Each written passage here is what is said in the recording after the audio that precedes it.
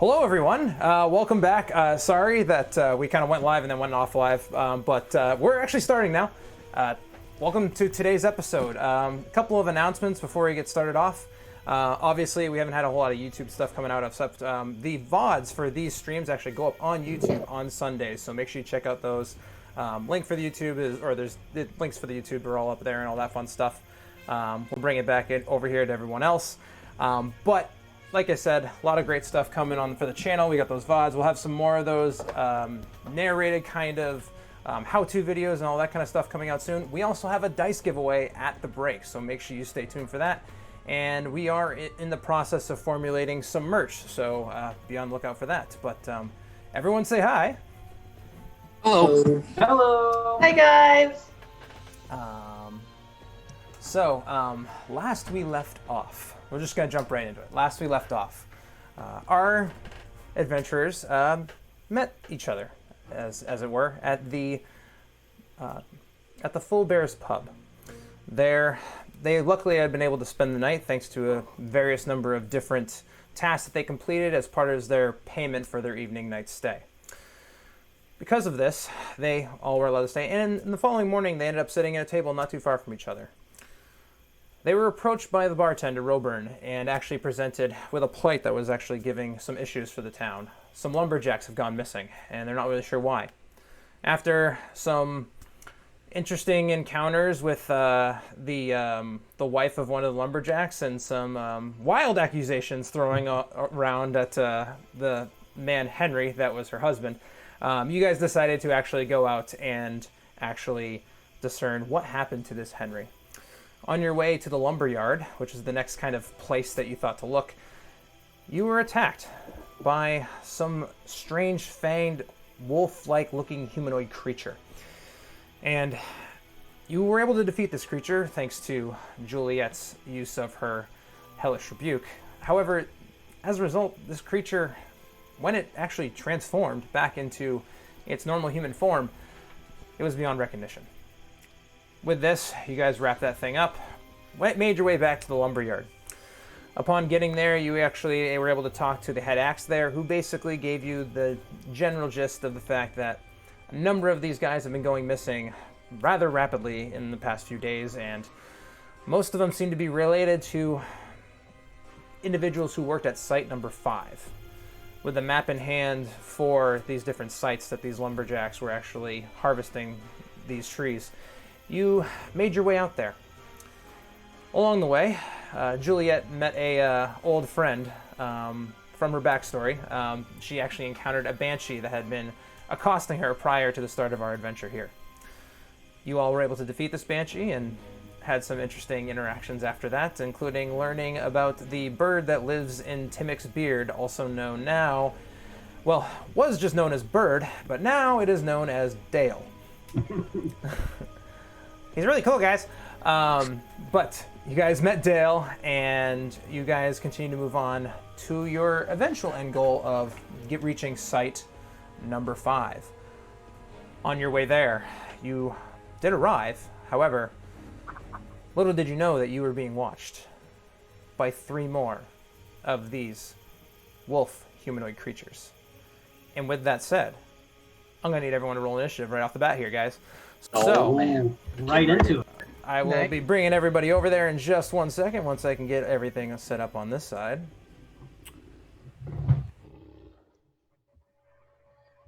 Which is always fun to figure everything out while I'm going.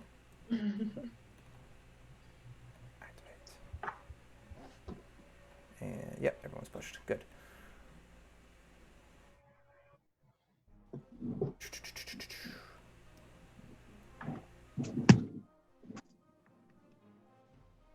So these creatures coming out of the darkness and the behind a number of these different trees and shrubs and bushes that are in the area, you guys are then attacked by these 3 creatures. One of them being a little bit bigger than the others, actually being once I can get my screen oriented here on both sides of the map. One of these creatures actually looking a little bit more intimidating than the other. And that being this individual up here. He looks quite bigger than the rest of them. with that said, I am going to have you guys roll initiative once I can get this silly tracker to work the way I want it to. I'm just opening up my And sheet. Toggle combat state. All right, you guys should be able to go over there and roll your initiatives. Ugh.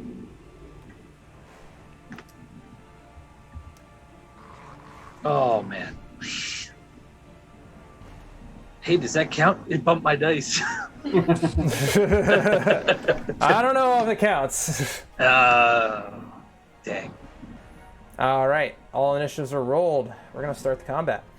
It is the bigger creature's turn. All right. This creature is, let's see what he wants to do.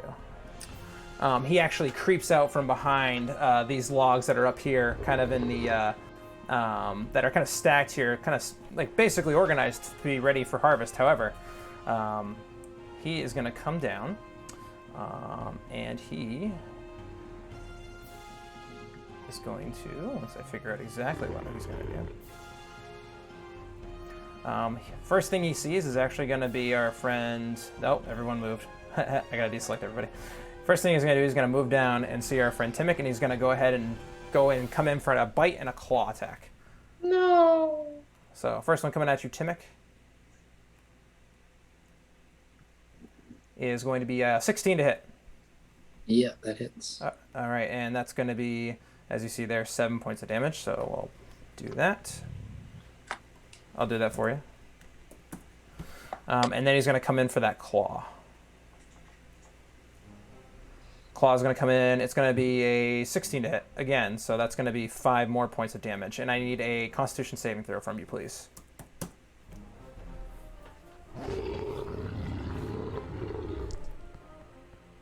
Nine. Okay. Ending his turn. We're going to move on to the next werewolf. This one down here is going to attack the closest thing it sees, and it's going to come in and come after you, Shirley. Yeah. Again, multi-attack, coming in for the bite. Bring it. That's going to be 13 to hit. That'll hit. 13 hits. That'll be 4 points of piercing damage. And I'm going to need a Constitution saving throw as the claws come in. That's going to be a 12 to hit on the claws. I believe that misses you. It does indeed miss. Okay. And And- Constitution save of 8. All right. All right. Not proficient. So these two creatures both just come in. Both coming in, taking bites out of both of you. And you feel like kind of in your bloodstream as something appears to take hold. Brings us to Juliet. Juliet, what are you doing? You've seen these two werewolf-looking creatures kind of come in, both attack your friends. What are you going to do? I am casting Eldritch Blast at the big guy. All right, Eldritch Blast the big guy. Go right ahead. Let's see.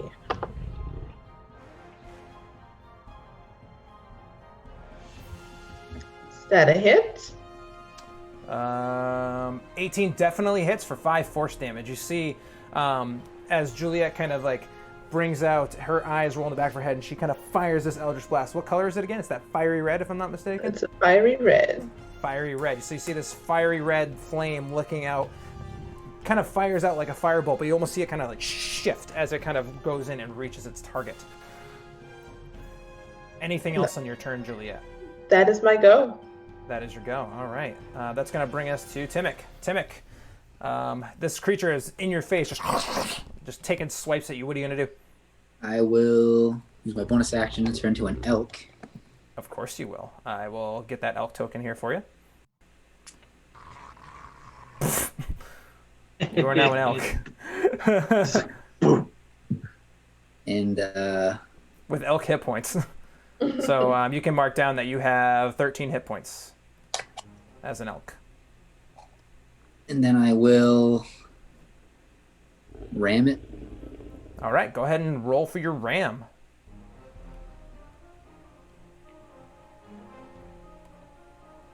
Do you have the ability to roll for your ram, or should I do it for you?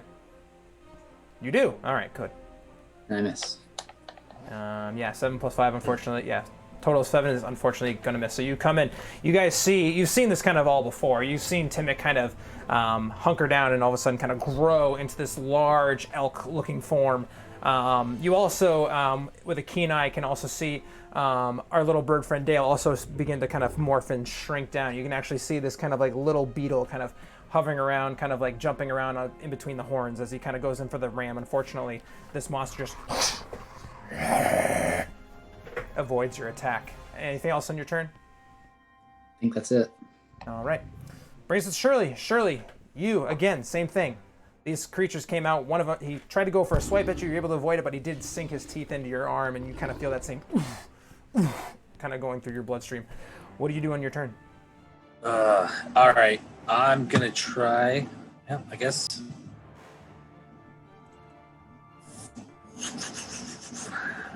All right. I'm gonna take a stab at this guy.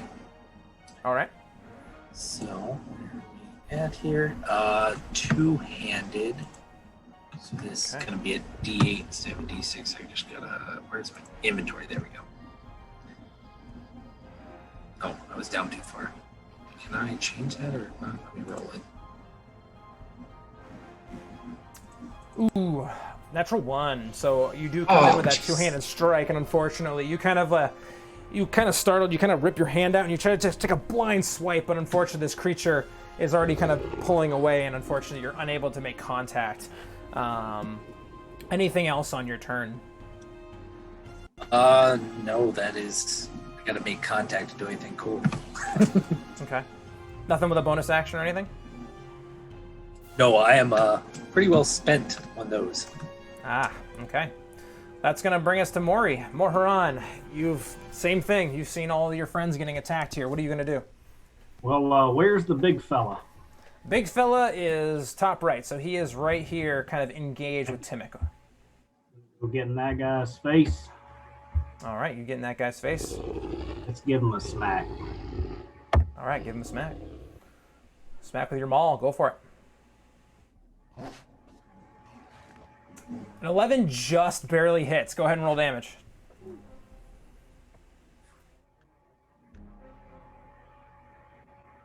Ooh.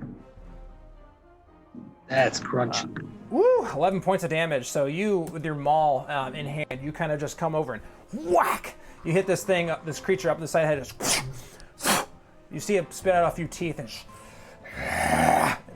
Well, I'm not done yet, big boy. All right, and what do you do next? I'm gonna throw a axe right in his face. Okay. That'll be it. I was gonna say that will be a disadvantage because you are right in his face.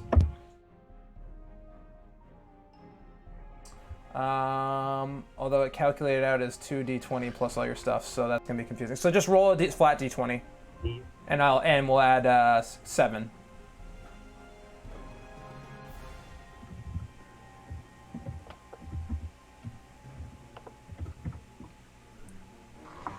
So that's a 22, and then one more time.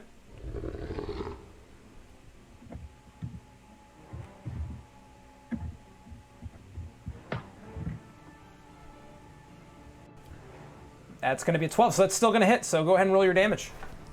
Ready?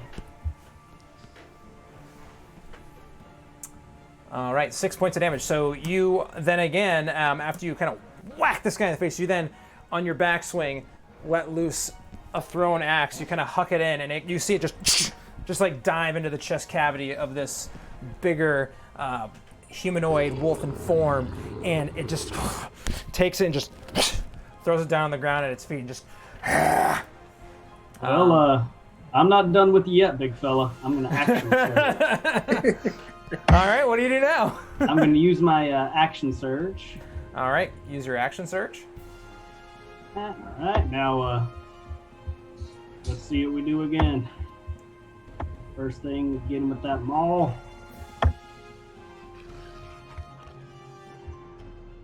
I mean, 22 definitely hits.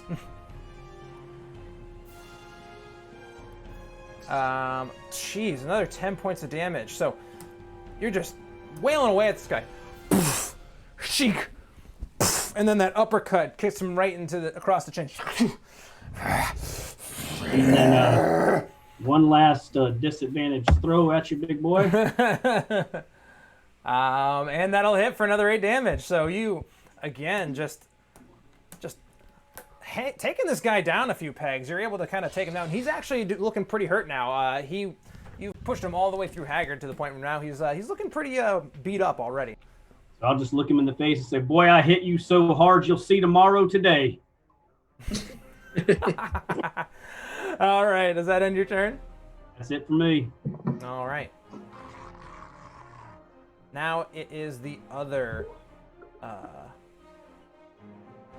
It is the other the other werewolf's turn.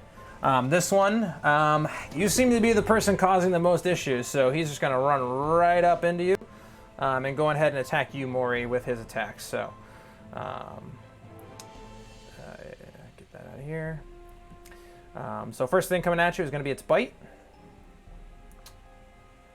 That is going to be that's only going to be a 7 to hit. I'm pretty sure that doesn't hit your big, beefy form. And then he's going to come in with the claws. That's going to be an 18 to hit. That'll hit. All right, and that's going to deal 6 points of damage, which I will do for you on here. Oh, I don't know why you just moved, but there you go. And then he just kind of like roars at you again. Actually, he had advantage on the first strike, so you actually take. He actually rolled a 23 on the first one, so you actually take another 4 points of damage from the bite. And make another Constitution save for me.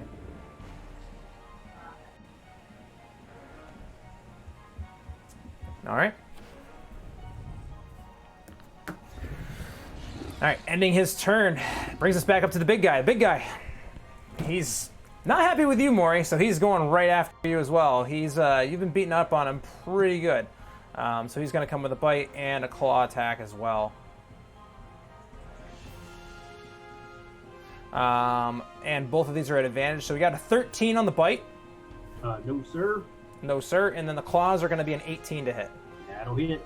All right, and that's going to just be another 6 points of damage. So he kind of tries to come out and bite at you, and then slashes out at you. He does make purchase. Kind of finds a little bit of kind of that fold in between your armor. And he kind of sinks those claws and tries to pull out your armor, but that's strapped pretty well to your chest, so you're okay there. Ending his turn, we go over to the werewolf in front of Shirley. This one is gonna go in for his bite and his claws attacks as well. So bite and claw coming at you here, Shirley. These are at a normal roll, so we got a 20 to hit on the bite and a 14 to hit on the claw. Those are both going to make contact. Those are both going to make contact. You're going to take a total of 11 points of damage, so I will do that for you. So that thing comes in. He gets a hold of you, grabs onto that arm again, kind of like pierces into you and almost shakes around like a dog, and he just starts like blindly clawing at you, and one of them does catch you across the face. Can I have another Constitution saving throw for you, please? Indeed.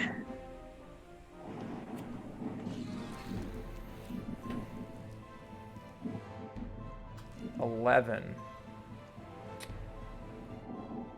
Okay. Brings us to Juliet. Juliet, your friends are getting beat the F up. What are you gonna do? Can you move my token to the big guy?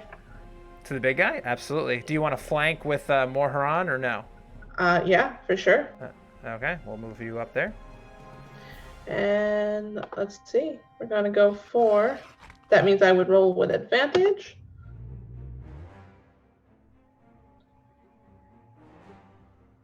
Hits. 20 definitely hits. I believe it's 3. It's 1 plus your charisma modifier, which should be 3. So that should be 4 points of damage, not 3. So you come in with your packed weapon. You're able to kind of come in and throw a blow right into its side. Does a little bit of damage, but he's already looking kind of hurt too, like I said. And this one just kind of takes another big chunk out of him, but he's still alive. Okay. I don't think I can. I don't think I have another action, so that's all I can do for right now. All right. Brings us to Timmick. Timmick, you in your elkin form, what are you going to do? I will attempt to ram it again. All right, go for your ram.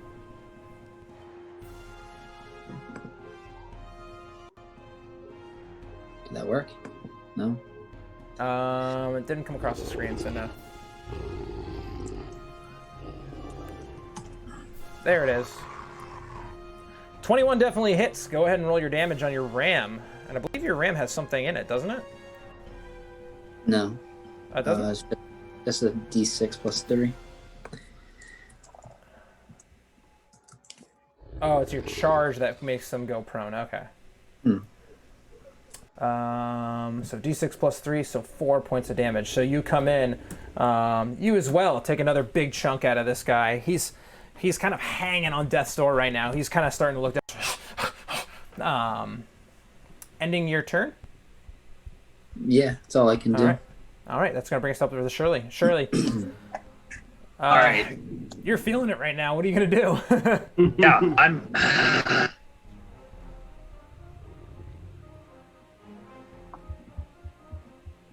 I wanted to try and take these guys alive, but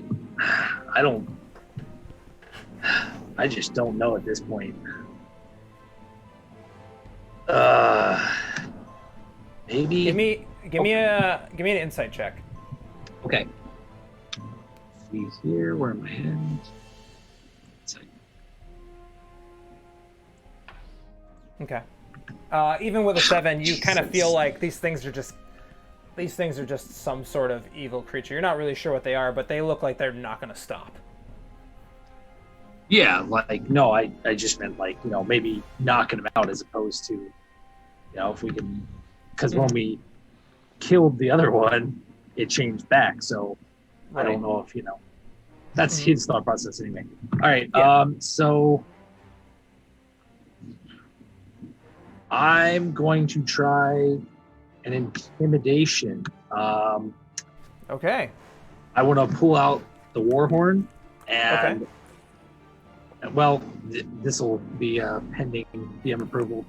I want to pull out the war horn and give a blow on that, and then use prestidigitation to light the fire at the same time. To light a fire? Yeah, because you said there was like a small, this is like a campsite, right? For the this is site number 5. So it's not a campsite. It's actually just the site where the lumberjacks actually come in and take the log. So it's there's no actual it's not like a campsite per se. It's a there's not site. like a fire pit or whatever. Right, exactly. Well, that kind of blows that theory out of the water. Yeah, I thought there was like a fire pit here or something that I could. No. What happened to that awesome grappling you did? Yeah, I mean, that's really... I'm just going to go ahead and have to whack this guy and try and... Yeah, so I'm going to go ahead and give him a punch, actually. All right. All right, go ahead and give him a punch.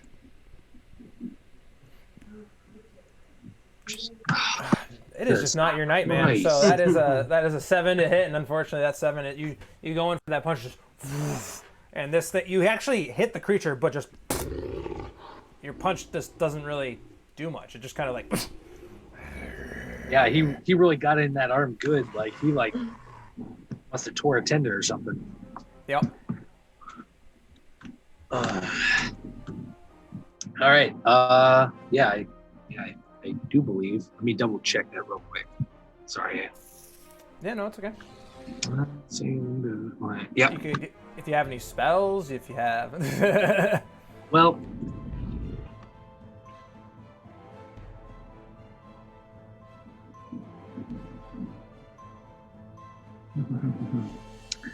Just check one thing. You do have one bonus action spell if you have a spell slot. I know that. Yeah. Okay, since I punched him, I thought I had to hit. I can try and grapple him. Okay. So I'm gonna go for a grapple. Okay. Is that gonna let me? Okay, I guess not. That's okay. Because I'm good at this. Well, I spoke too soon, I think. All right, hold on. So it's just a strength check. Yeah, no, unfortunately, he rolled a 17. So you go in to kind of you go for that punch, and doesn't really do much, but then you try to like make a wrist grab, and the thing just. And then I'm gonna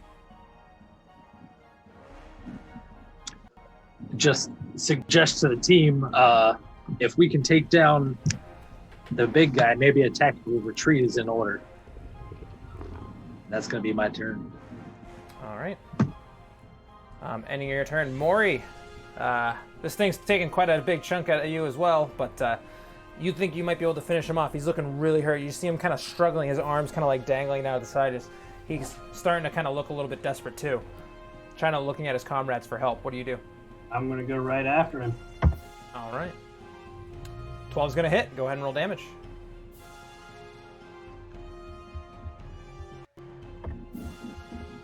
8 points of bludgeoning damage. So you come in with that maul and you're able to kind of you strike true, hitting him, and then it kind of crumples down to the ground, and it just gets back up, and it just, with a raging fire in its eyes, just, it's not looking good, but he's trying to stay in it.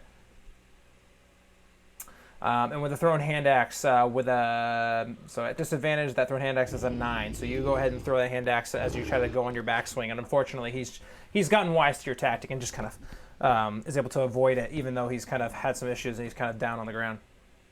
I will use the old bonus action here to take a quick second wind. Okay. Did you take your bonus action to throw your hand axe, though? It's my offhand. Okay. Oh, yeah, that's right. Yep, let's go ahead and roll your d10 plus your 2 hit points.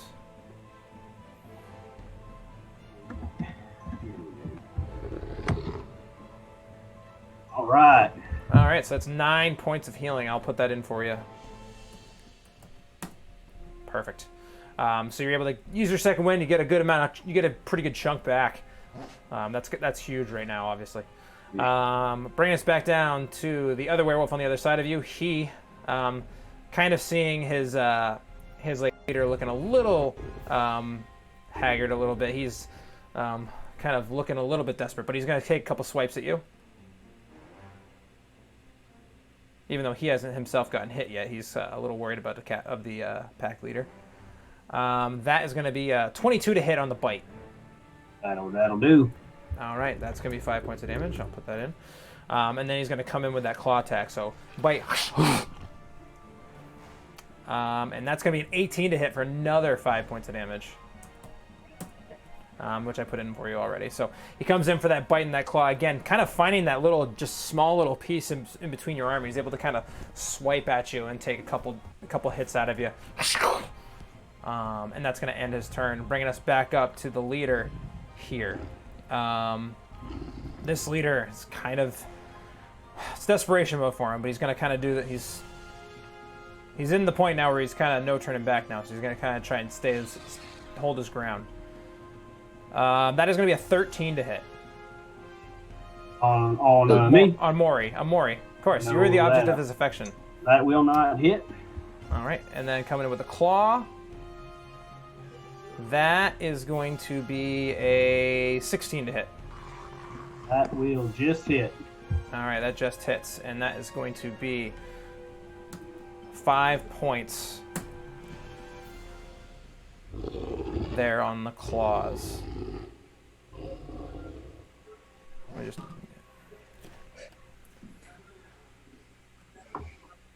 give me 1 second, guys. All right. Ending his turn. Come on, turn order. Let's go. That brings us to the one over by you, Shirley. This one. This slippery bugger. This slippery bugger. Lather, rinse, repeat. Going in for the bite. That's going to be a 6 to hit. Oh, man. And then comes in for the claw. Ooh. So he rolled a 7. His other attack, if it was going to be an advantage, would have been a 24 for a crit, because he rolled a natural 20 on the second one, but it's only a 7 to hit, so you survive. I'm glad. So he just comes in. You're desperation. You're kind of in the zone now. You're kind of trying to avoid it coming at you. You're able to kind of hold your ground. Brings us to Juliet. I'm gonna go in for another hit with my blade. Okay, go ahead and roll for your blade. Once I find it, I had it, and then I lost it. I had it, and then I lost it. It was here, I swear. Dang it, Carol. There. There it is. God, Okay. dang it. God dang it, Carol.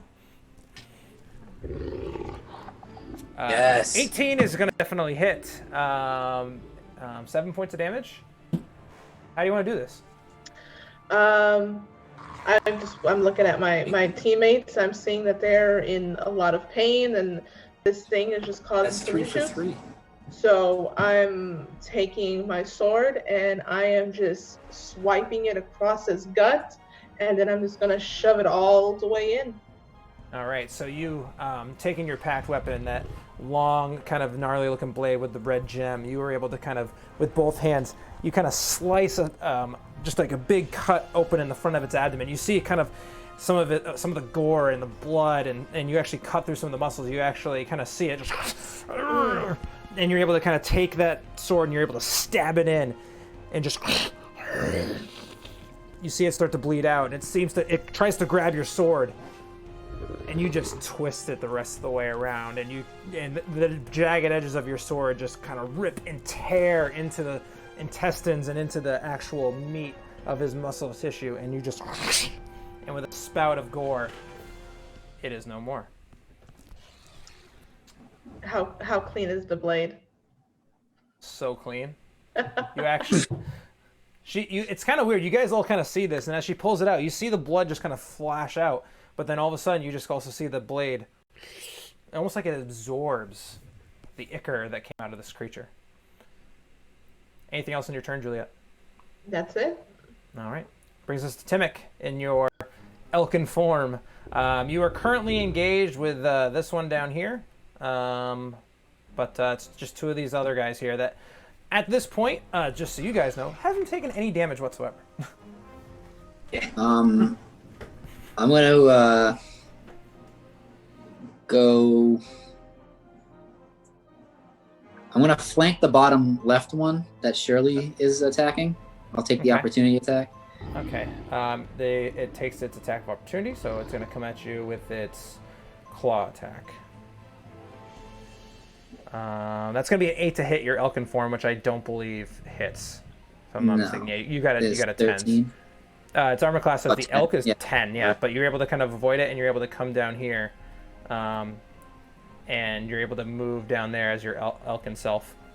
Can you make the movement so I can like go around it and get that 20 feet of movement for a charge attack? I think we can. I don't know if you can. How far can you move as an elk? 50 feet. So 50 feet. Yeah. So if I like back 5, charge at it. 10, 15, 20, 25, 5, 10. I'm just going to say there's a way to do it. I'm sure there's a way if I did the math, but I can't figure it out right now because I'm not smart enough. So you go ahead and go in for your charge attack. So I charge, and that's I have to do a ram attack. So Yep. get him. 12 definitely hits. Go ahead and roll your damage. So that's going to be 2d6, and I believe that's a strength save on his part. It's an extra 2d6. Oh, it's an extra 2d6. Oh, Yeah, geez. so So roll your 3d6. damage plus. Yeah, so roll your 3d6. Nice. Sweet. Strength check's going to be a 21, so I don't believe that's going to. Yeah, it succeeds on that. But 13 points of damage there on your ram there, and you're able to kind of lower your horns, and you kind of all see, and you see Dale kind of on his like little on his little antler, kind of like with one arm up in the air, one little like beetle arm up in the air going. But you're able to take a pretty big chunk out of this guy. He's looking hurt. Anything else on your turn there, Timic? No, that's it. All right. Brings us to Shirley. Shirley, after flirting with death there for a second, what do you do?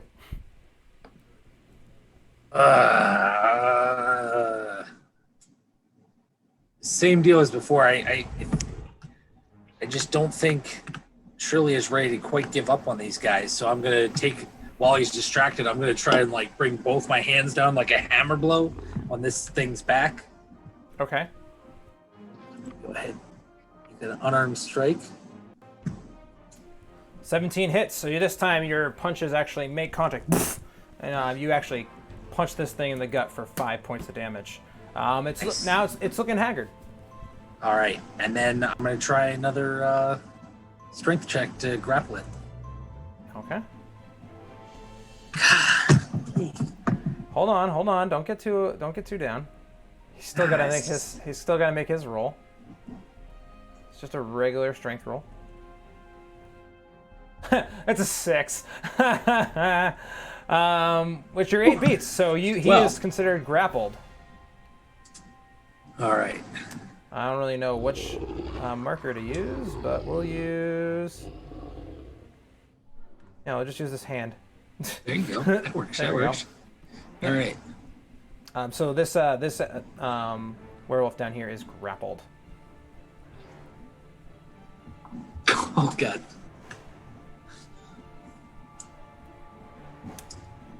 Is that end your turn? Do you have anything on your bonus action or no? That was my bonus action, yeah. Oh, okay. All right. Sorry Ending your about that, turn brings us to Maury. Maury, you're currently engaged with one of these other werewolf, smaller werewolf creatures that's kind of behind where you were before. What do you do? All right, I'm gonna attack that fella. Okay. 13 is gonna hit, or that was your damage. Wait a minute. Yes, So you rolled a hit. 10 to hit. Yes, sir. 10, unfortunately, is just going to barely miss. So you go in and try to come in with your maul, and it's able to kind of avoid it just barely. You actually catch a little bit of the hair as you kind of like brush it off the side. But unfortunately, it does miss. Well, since I got him here, might as well give it a shot. Throw on the axe. I'm gonna try it. 15 hits for 6 points of damage. So you're able to, again, that same tactic you like to use. You swing and just try to throw that. How many hand axes do you have left? I've only got one. I only got one more. Okay. There's a bunch of them all laying on the ground around you, but yeah, so you got one more left. Ending your turn? Yes, sir. All right, that's going to bring us back around to his turn. Him standing in front of you is going to go in for that attack.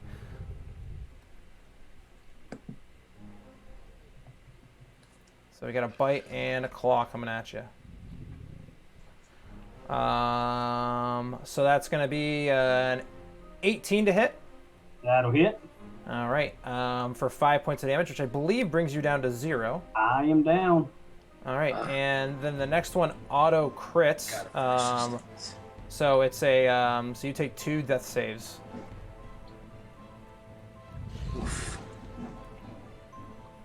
And with you being down, he's free to kind of move, so he is going to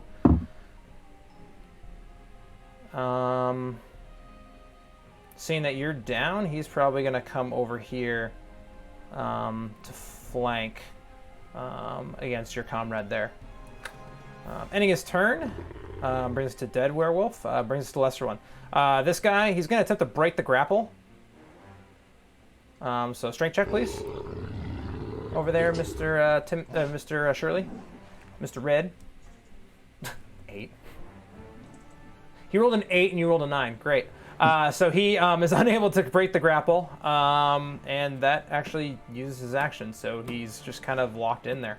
Brings us to Juliet. I see Maury go down, and this is the first person that in a long time that I truly care about. So I'm really mad.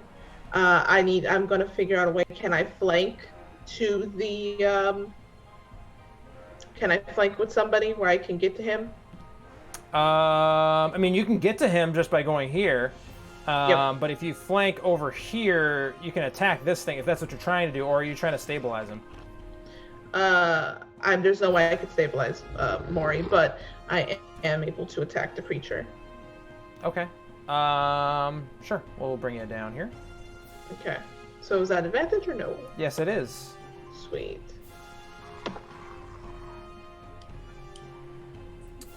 21 definitely hits, and I don't think that 10 is correct. It's 10 plus. So you rolled an 8 plus, so that's 11 points of damage.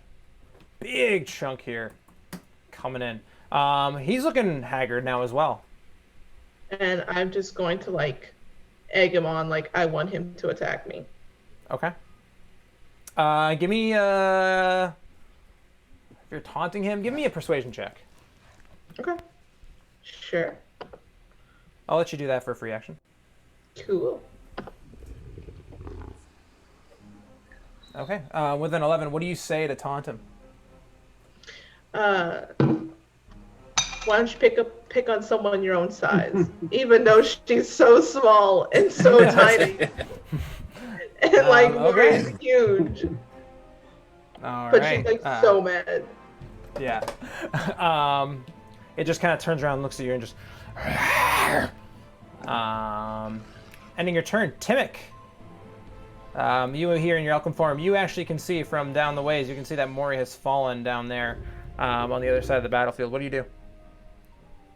I'm going to move just south of Maury. Okay.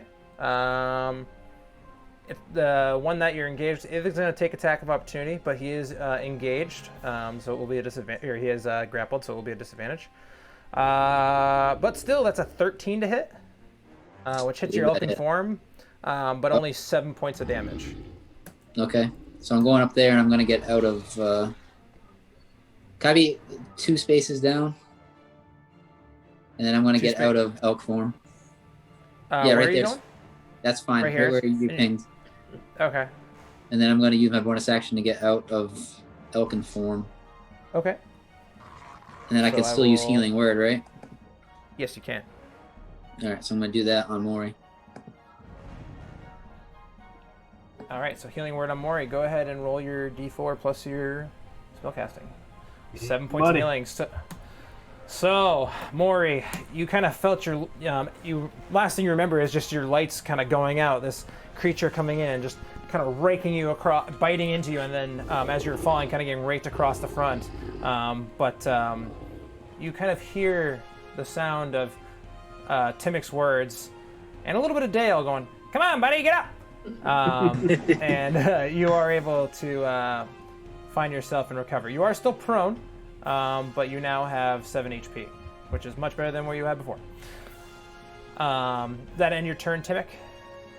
Yeah, I don't think I can do anything else. I think I used Okay. all my actions, so.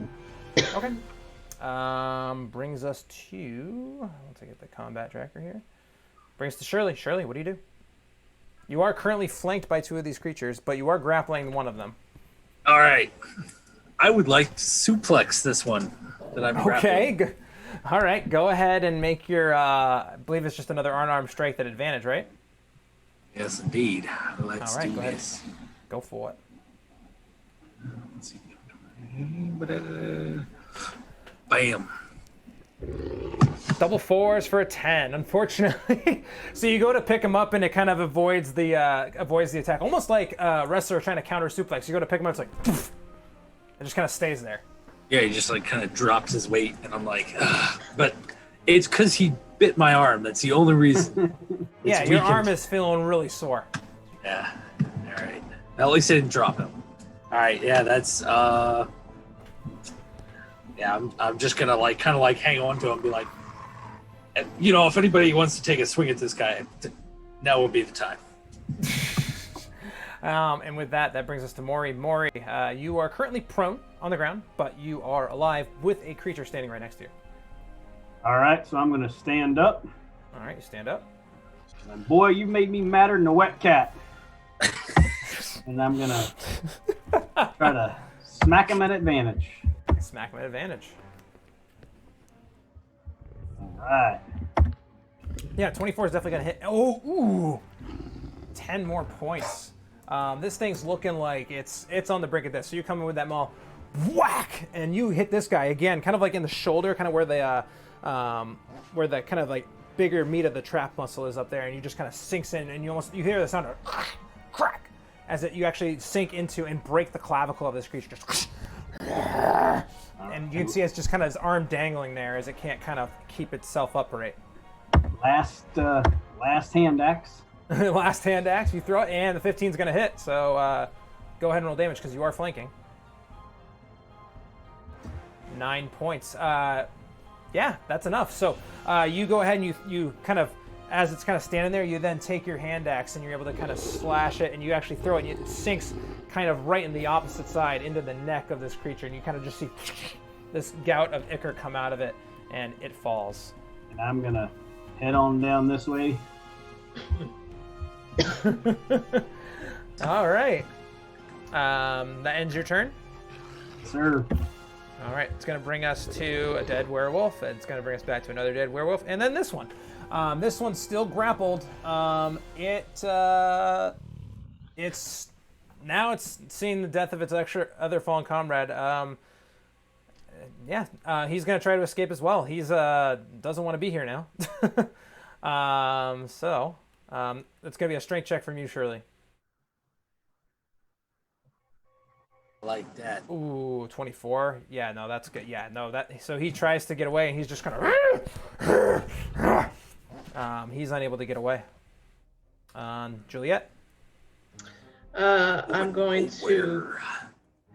I go over to Shirley, holding on to the werewolf, or what I assume might be a werewolf. And I'm just like, at this point, it's not even Juliet. It's just something else that's taken over. Okay. I'm shoving my blade, if I can, in this thing's gut. All right, go for it.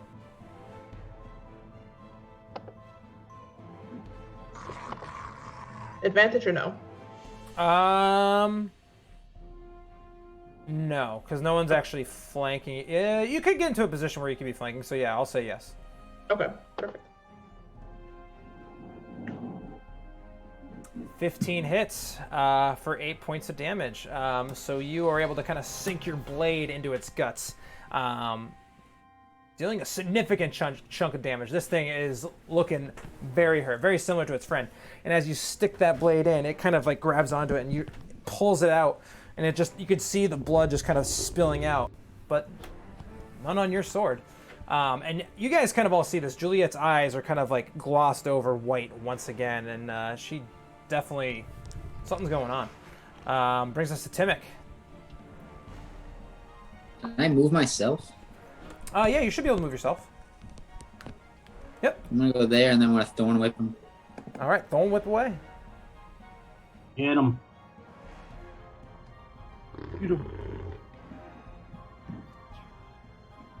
An 11 hits for 2 points of damage. Yes. Is there anything else that thorn whip does? Does it grapple or anything like that? You can pull a creature up to 10 feet closer to me. He's grappled, and I also don't want to pull him. So yeah, that wouldn't be good. So I'm just whipping him. Okay, just whip him good. All right, good. So you're able. You guys kind of. Since I used a cantrip, I can still use a spell slot bonus action. You can use a bonus action spell slot. That's correct. Yeah, because you use a cantrip on your action. And who's looking the worst? Shirley? Right now, I would say Shirley. Yeah.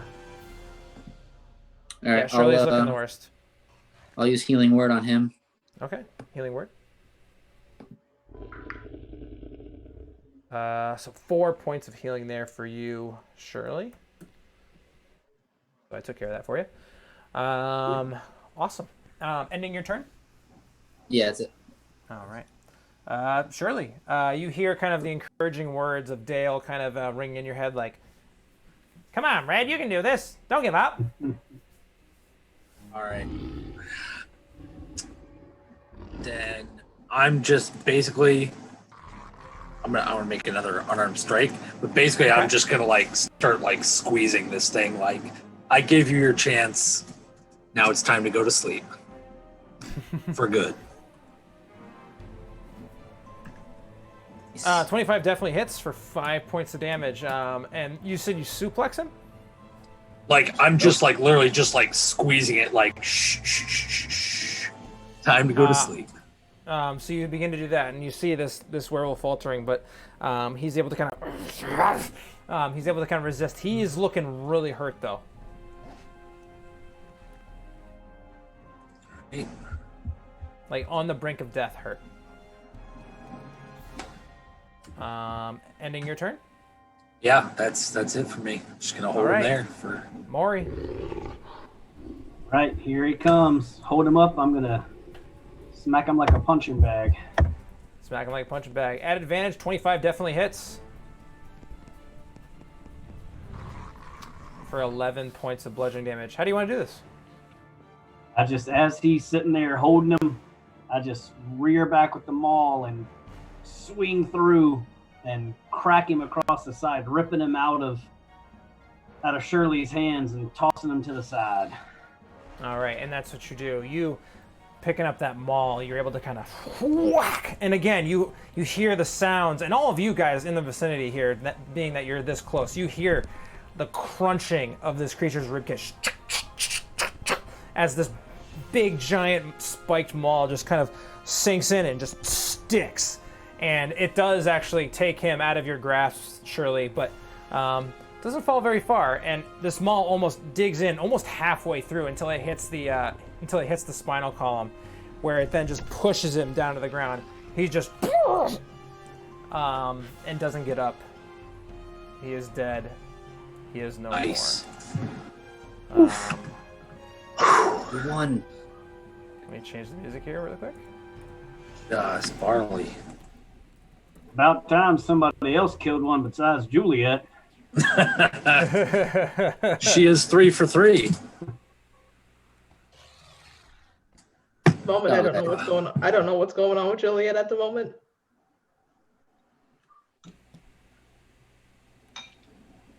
All right, so you guys.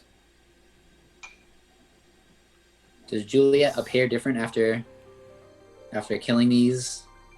You said she was in some kind of a rage, so... She was kind of enraged, and as everything kind of slowly calms down, you see her demeanor slowly but surely kind of...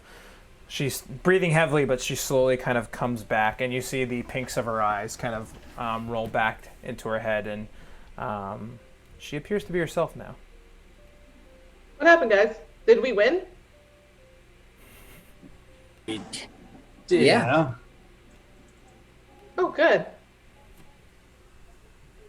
Thought we were in trouble there. Yeah, you didn't help much. Oh, That's It was not a mostly character. Shirley. oh. I'm sorry. Maybe next time I could be more help to you guys. I hope so. Pick up your slack. You were quite helpful enough. Thank you very much, Juliet. So I did help? You did indeed. You always do. Oh. Well, thank you. I don't know about you guys, but I think I need to take a quick sit down. I'm not feeling so hot. Sounds good to me.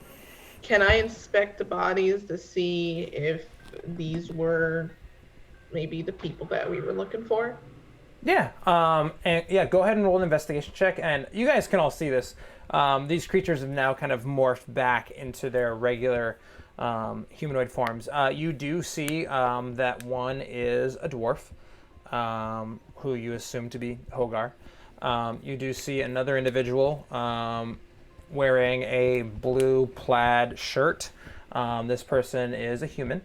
Henry. And then you will also see another human looking figure, but this person looks a little bit taller and doesn't really appear to be wearing lumberjack attire. And with that 18, Juliet, as you're kind of searching through these bodies on this kind of larger individual who is kind of wearing like almost common clothes. It's kind of just normal, regular, common clothes, also kind of disheveled. Also a human male with kind of like scraggly brown hair. You actually find a bottle on his person. I'm gonna take the bottle. Okay. And you also do find on his person a note. And on that note, it actually says, "For the bravery you seek, drink the entire contents of this, for the strength larger than a pack of wolves." Okay. Signed, the alchemist. The bottle that you have in your hand is empty. I'm going to, like, is there like a little cap on it or a little something? No, there isn't actually, and it's just a kind of a standard, like, kind of little glass bottle, kind of a big round bottom with a narrow kind of top. It's much more of like an alchemist-looking bottle than like say something you would drink like a beer or anything like that out of. It definitely looks like something that was brewed by somebody in some sort of laboratory of some sort. I'm gonna smell it. Okay. Go ahead and give me it being, yeah. Go ahead and give me just give me an Arcana check. I was gonna say, Yeah, can I help her with that? can I assist on that? Because I'm trained in Arcana. Me as well. Yep. I'll hand it over to him. I'm trained in smelling. Nice. Yeah, you can absolutely hand it over. Whichever one of you guys wants to make a roll, you can do so at advantage, or you can roll individually. I'm Go gonna ahead, sir. Yeah, I'm gonna give it to Red, and this is strange. This was on his body. Maybe it might smell of something that you remember, since I'm not really too familiar with Arcana. Okay. And yeah, let me. So at advantage of 13. You kind of inspecting the bottle. You kind of, there's a little bit of residue back at the bottom, still kind of like clutching to the bottom of the bottle. You kind of give it a sniff. It smells kind of sour. Not anything that would necessarily be any kind of food stuff. You do understand that it's probably some sort of potion of some sort, but other than that, you're unable to kind of get the distinct details of what was actually a part of this bottle or what it might have contained. The note is just signed the alchemist. Correct. Okay. I think we need to find the alchemist. I would agree. Maybe this alchemist is the reason for this weird situation. Yes. I'm unfamiliar with this brew. Yeah, me either. Never seen anything like it. I don't know if this guy's going to be the reason behind or maybe a source of repair. I'm not sure. We're not going to be able to find anything out tonight. I think we should rest. Indeed. Yeah. We should set a watch in case more of these creatures are about, although that seems to be... Are we on Site 5 right now? You guys are currently at Site 5 right now, yes. There's no huts or anything around there that they would take their breaks in, or... You do kind of see a collection of some general bags and materials and stuff like that kind of off to the side. That would be kind of what you would think would be the general kind of like what you're describing. It's not necessarily a hut, but it just seems to kind of like a spot that they kind of like throw all their stuff to kind of gather it all up, whether it be food or any kind of other supplies like axes and stuff like that, saws. There's kind of like a pile of tools and some other general sundries that you can see. Yeah. What time of day is it? The beginning of this fight was actually kind of at beginnings of nightfall, but it is now night has begun to fall as you guys have been kind of talking a little bit and after inspecting the bodies and stuff like that. It is nighttime. It is probably close to getting around during this time, although the sun's staying. So it's probably getting close to 8:30, 9 o'clock by standard hours time. Okay. Yeah. Then I'll kind of gather up the supplies to make fire. like just some Okay. kindling and that kind of thing. Mhm. I'll light it with my prestidigitation and sing a song of rest. Okay. Just like- Are you guys taking a short rest or a long rest here? I would like to take a long rest. Yeah, I A would long like rest, to yeah. rest too. Yeah. Okay. Yeah, okay. So you guys begin to kind of set everything up that you guys need for a long rest. With that being said, I will need someone give me a survival check to just kind of disguise your campsite if that's what you guys are trying to do as you're kind of sitting here. Or you guys can just cap out in the wide open wilderness if you choose to, so that's fine too. Are any of you proficient in survival? I am partially proficient. I'm a jack of all trades. Let's see. You're halfway proficient. Yeah. Yeah, like I know a thing or two, but I wouldn't be opposed to someone else trying it. I can Yeah. give it a shot if you don't mind. Sure. Before Okay. I'm trying to see if I even am.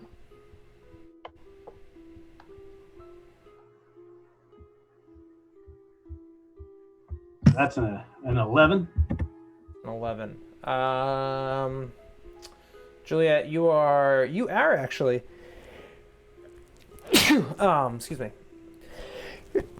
Man, jeez. Sorry Bless about you. that. You are proficient in survival, Juliet, with a +3. Okay, I'll give it. If it's still okay, I'll give it a shot. Yeah, that's fine. I'll let you guys make separate rolls. All right, and a 19. So you guys are able to kind of, gather up any kind of kindling and firewood. You are kind of able to, with Juliet, and between you and Maury, you're able to kind of form up enough of the foliage and kind of surrounding plant life and kind of create a little bit of a disguise, especially for the fire that Shirley is lighting, just to kind of keep it shielded from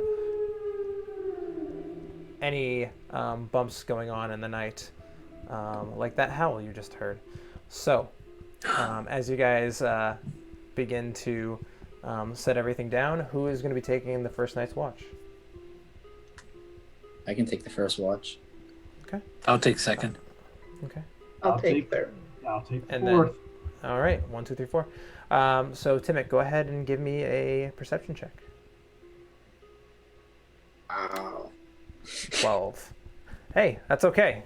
+5 in your perception helped you there. So you're able to kind of, as you're sitting there, you kind of still hear kind of the sounds of just different woodland-like creatures. You hear kind of the squawks of crows, and you hear the hooting of owls as you're kind of sitting there. And even though you can hear them, and you actually can understand them, given your your ability to kind of understand animals. But while you sit there, nothing really catches your attention. Everything seems pretty calm. You and Dale have a conversation about what just happened. But other than that, nothing really catches your attention. Who is number 2? Was that you, Juliet? Or was that Red? No. That was red. Oh, right, Red. Okay, Red, go ahead and give me your perception check. 15. As you sit there as well, you're able to kind of sit. You hear again kind of the rustling. You hear at one point you hear a couple, like a twig snapping. You go to investigate it, but you find that it's just a squirrel kind of running around, kind of amongst the leaves and stuff like that. And you guys have all noticed this too. Like again, it's still kind of fall time, even though it shouldn't be. It's kind of strange. But you guys you're able to kind of keep your wits about you, and you don't get too anxious about like the kind of little creatures kind of wandering around. But your watch goes on without issue. Juliet. Okay. 6. Okay. You take a nap. No. So you during your night's watch, you actually you're kind of engrossed with kind of like everything that just happened in the rage that you were in, and as you sit there, a voice comes to you. Haven't heard from you in a while. Yes. That was really good back there. I appreciate it. Last time you said you appreciated something, you gave me the blade. That's right. You've done well. So is you taking over, is that something that's gonna happen often?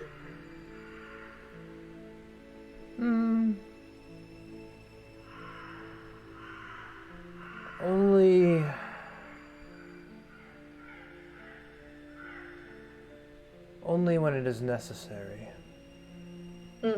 When you're able to turn yourself over to the emotions inside of you, just know that I will be there. Noted, not to turn myself to the emotions.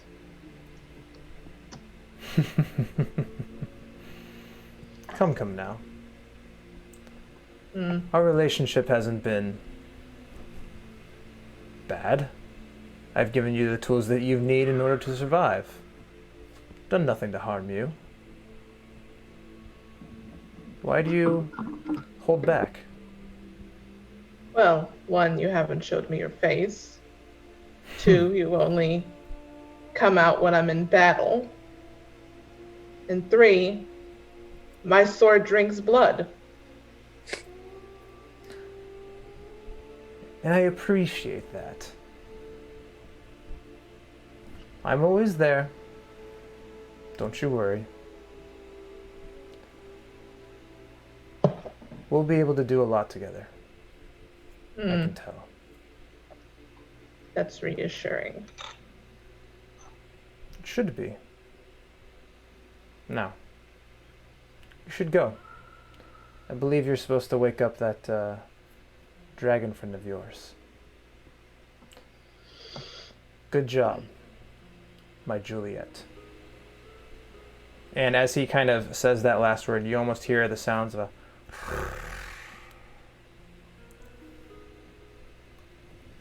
as he kind of leaves your mind.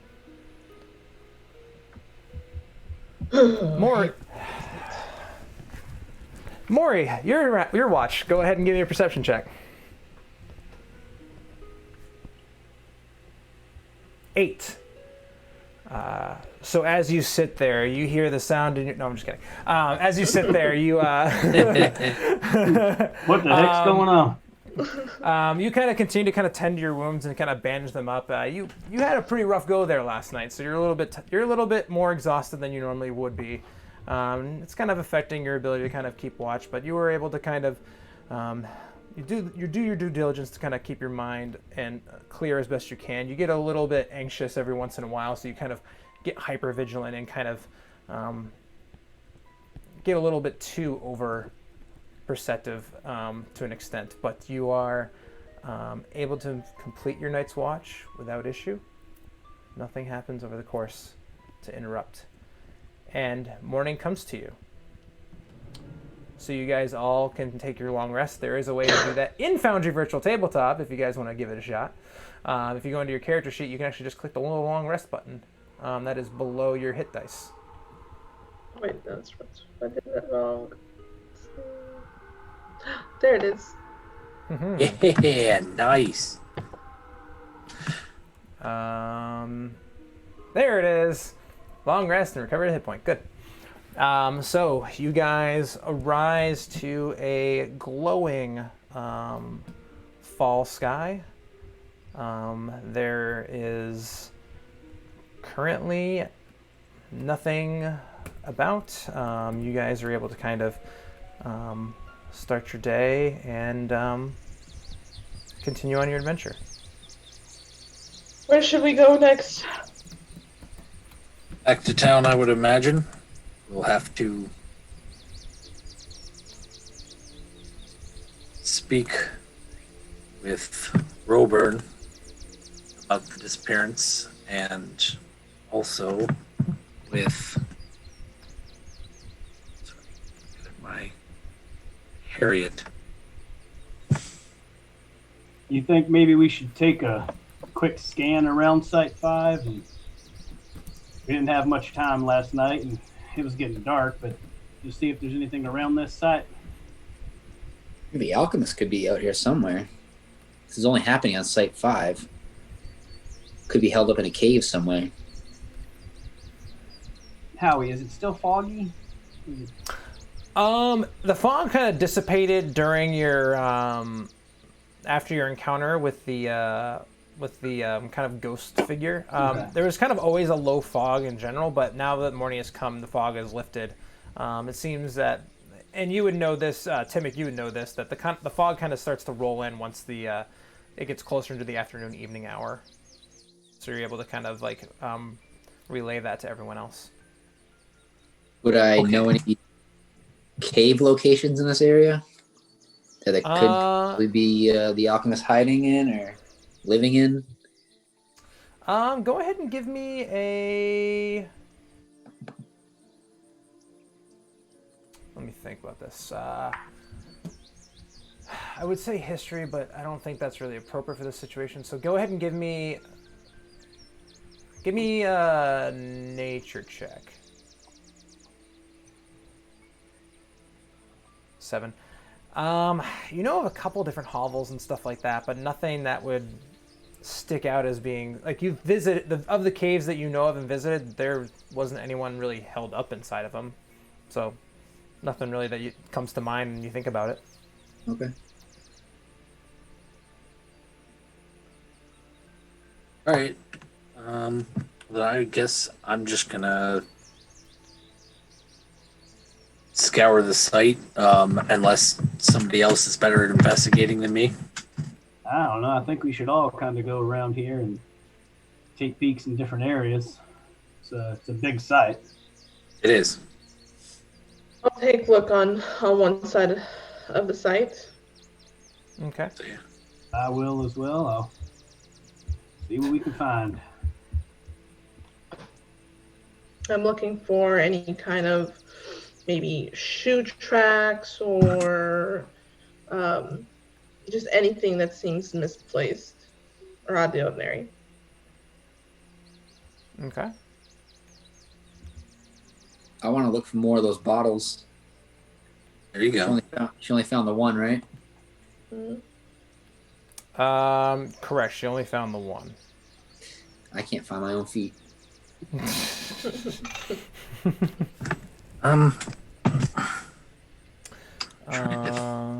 see here.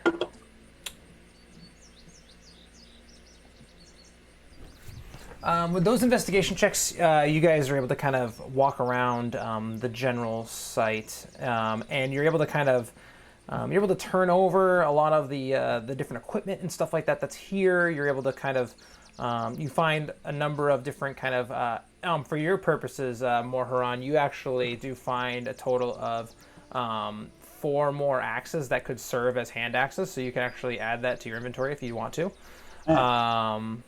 But other than that, you don't really find a lot to kind of go on. You can continue to kind of search around. You kind of see where like there's some personal effects of some individuals that you gather might be of the individuals that you see here that you defeated as a result of whatever kind of curse has kind of come upon them. But other than that, there doesn't really seem to be a whole lot giving you a lot of indication of why they turned this way.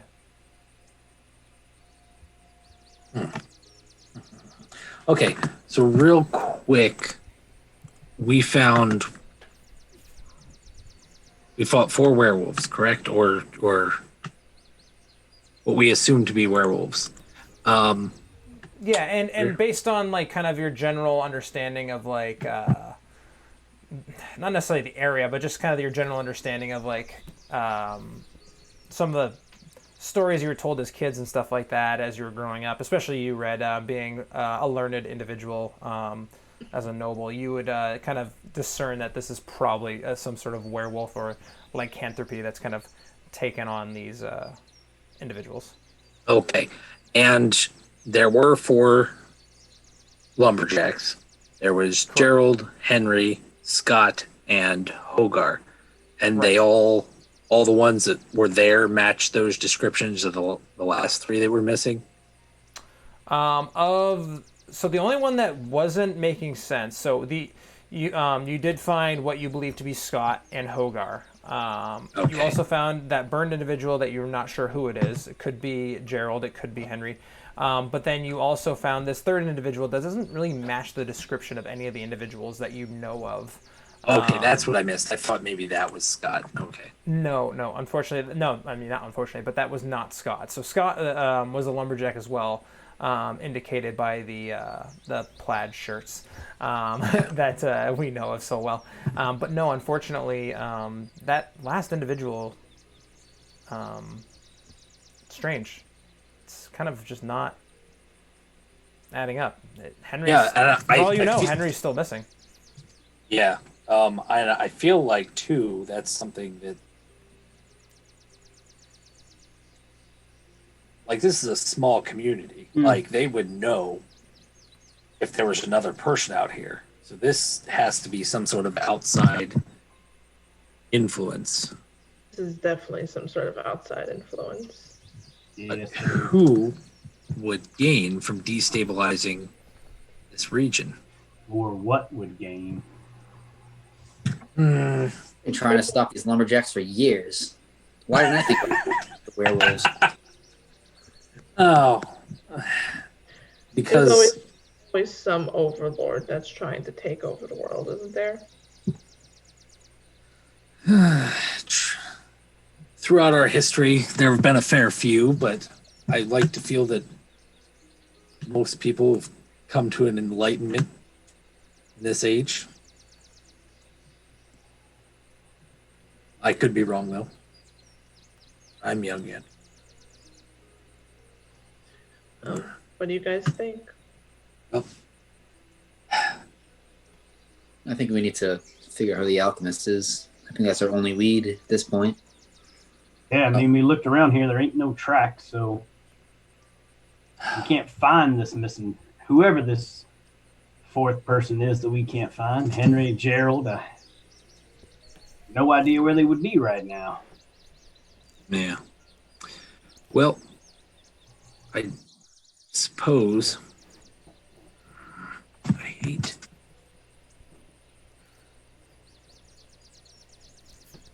How far is it back to the? We didn't bring the wagon with us, did we? No, we left it back at the lumberjack person. At the main there. camp. Yeah.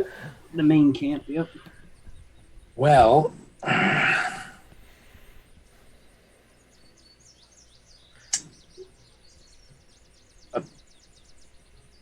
Timmick, might I impose upon you to carry a body or two in your elk form?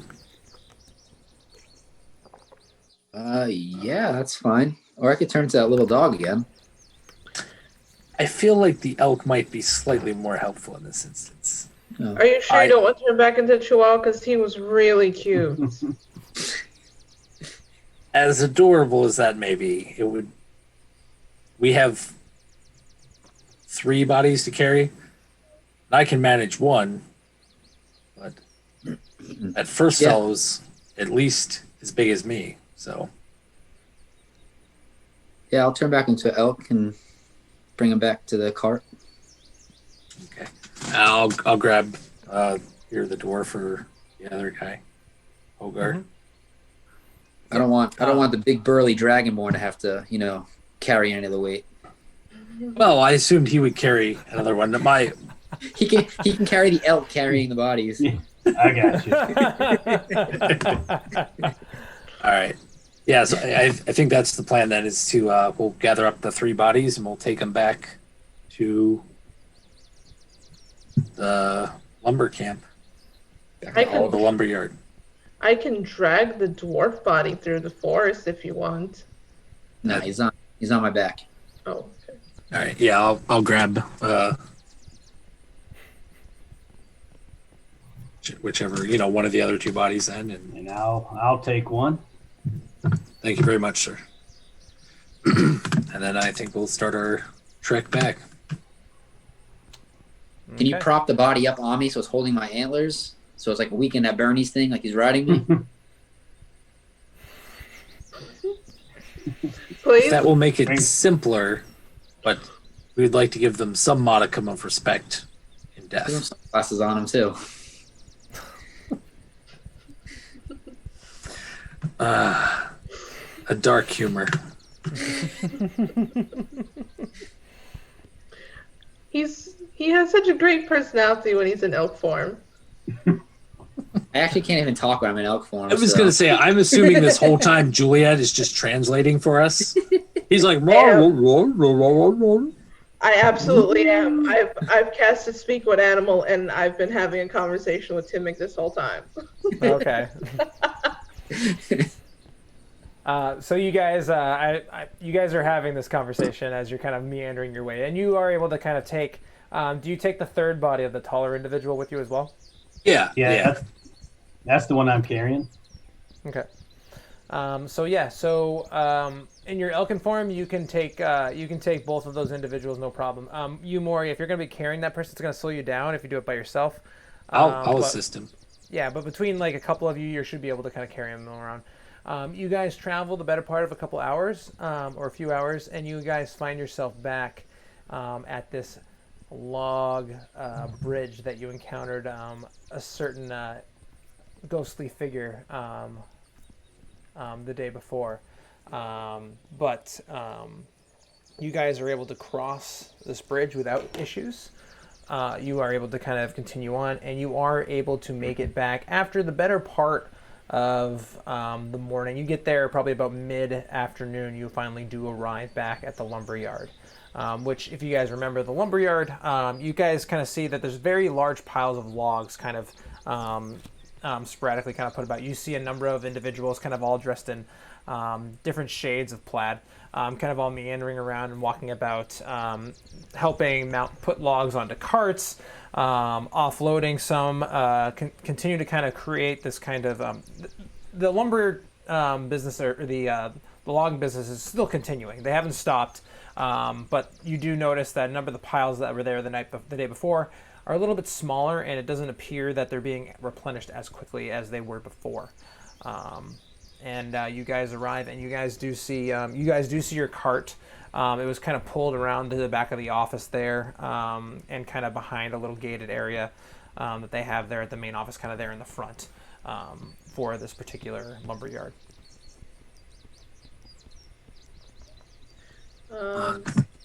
Gonna wait for a couple of the guys. I'm gonna go.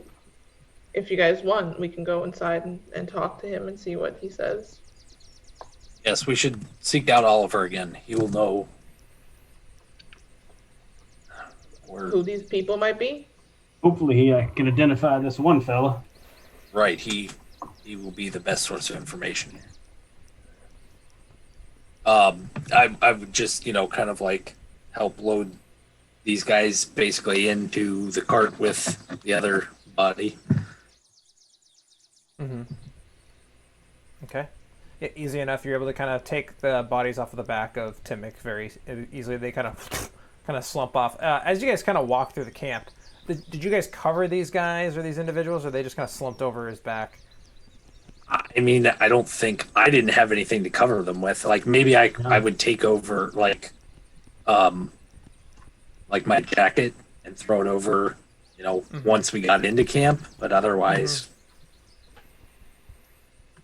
Yeah. So you guys do see a number of individuals as you're kind of walking through, kind of like give you guys an eye as you guys are kind of walking with, could possibly quite very well be a number of their friends that they knew just days prior. We found them like this. And they just kind of like They just kind of like turn away once they notice that you've acknowledged them going forward, and you guys are able to offload them onto the back of that cart with the other burned body, which right now is starting. I mean, it was burned, so it's not giving a terrible smell, but it's giving like an old burned meat smell, like you get when you if you cook like ground beef in your kitchen and you leave it out for too long. It's starting to get that kind of like earthy, like smell. turned smell. Yeah. Yeah. No, thank you, sir. Yeah, no, nobody around here wants to eat that. Not You even sure, you. Maury? Yeah, no, it's apparently not okay. Glad we took that away from our talk at the tavern.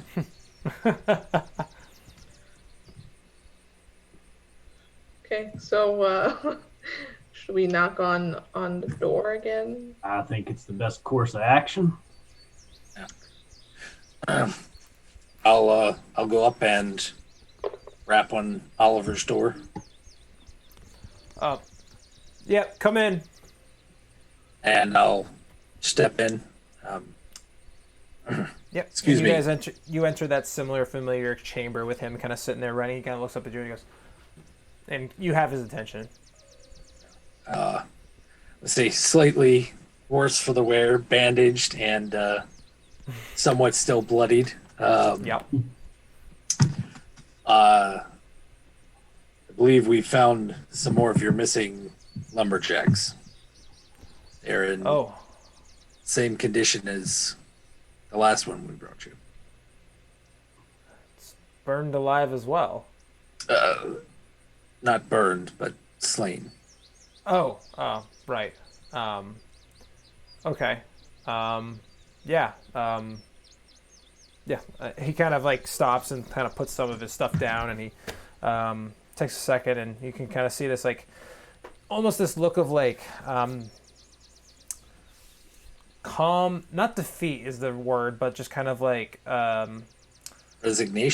Resignation of like what he's about to walk into here, about what he's about to look at. Yeah, and he kind of pushes himself back from the chair and gets up, and he kind of leads you all back out, turns around and locks the door once again to the office, and you lead him out back to the bodies, where he kind of examining them, he kind of looks at them really quickly and just, yeah, well, that's Scott and that's Hogar. I don't know who the fuck that is, but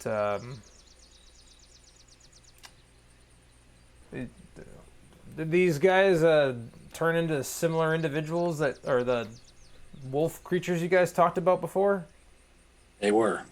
The man you were unable to identify seemed to be leading them.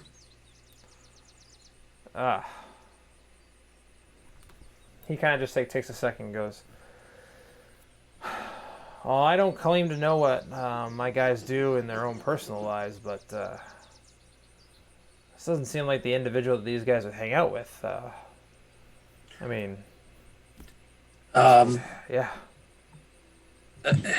So at this point, can I, because I don't think I investigated the body of this guy earlier. I just want to kind of like, and I'll explain to Oliver, like, as I'm like kind of going through this guy's, like, you know, opening up his shirt, that kind of thing. Like, I'm not familiar with the area, so if you can help me in identifying, or is there any kind of gangs, or is there any kind of anyone who is trying to, you know, force you out of this area, you know, recently? I mean, other than your, are you still an elk? No, I assume it took longer, about an hour to get back. So Yeah. So, he kind of was like, well, other than your friend over here, no one's really kind of been trying to stop us necessarily. I mean, it behooves the town to kind of keep this business going, or else we can't really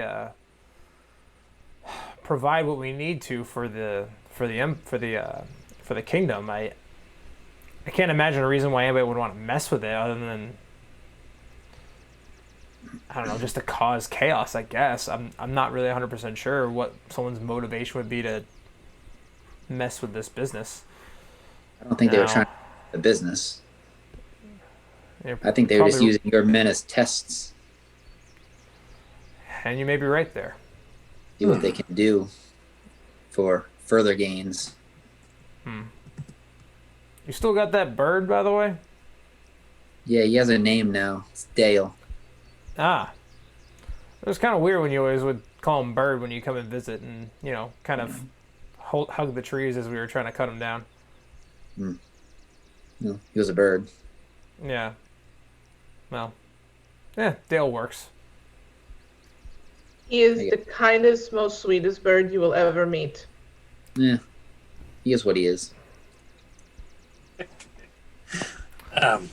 Well, Right. Don't disrespect Dale. I wasn't. I'm just saying there's better birds in the world. Hey, man, fuck you. just like you just see him up there, like start pecking him in the top of the Yeah, head. exactly. You just see him like kind of like, you feel like a little sensation like he's like trying to eat at your like chest hair. All right. Well, this leaves us with one missing, and we don't know if that's Gerald or Henry at this point. But is you know of anything beyond Site 5, or were you out there at all to inspect, or were they kind of like the advanced crew? I mean, I go out and we inspect all the different sites before we start harvesting the trees from there. But we don't, I mean, we kind of do some, like I have a few guys that kind of just do some general scouting around everywhere, just trying to find like the biggest trees, if that's what you mean. But I mean, as far as like my knowledge of the area and our men, like we all are pretty tight for the most part. I mean, I know we say we lose people all the time, but like it's the only way we can kind of like get through the day is to kind of continue to kind of support each other in any way we can. You don't seem very upset about these deaths.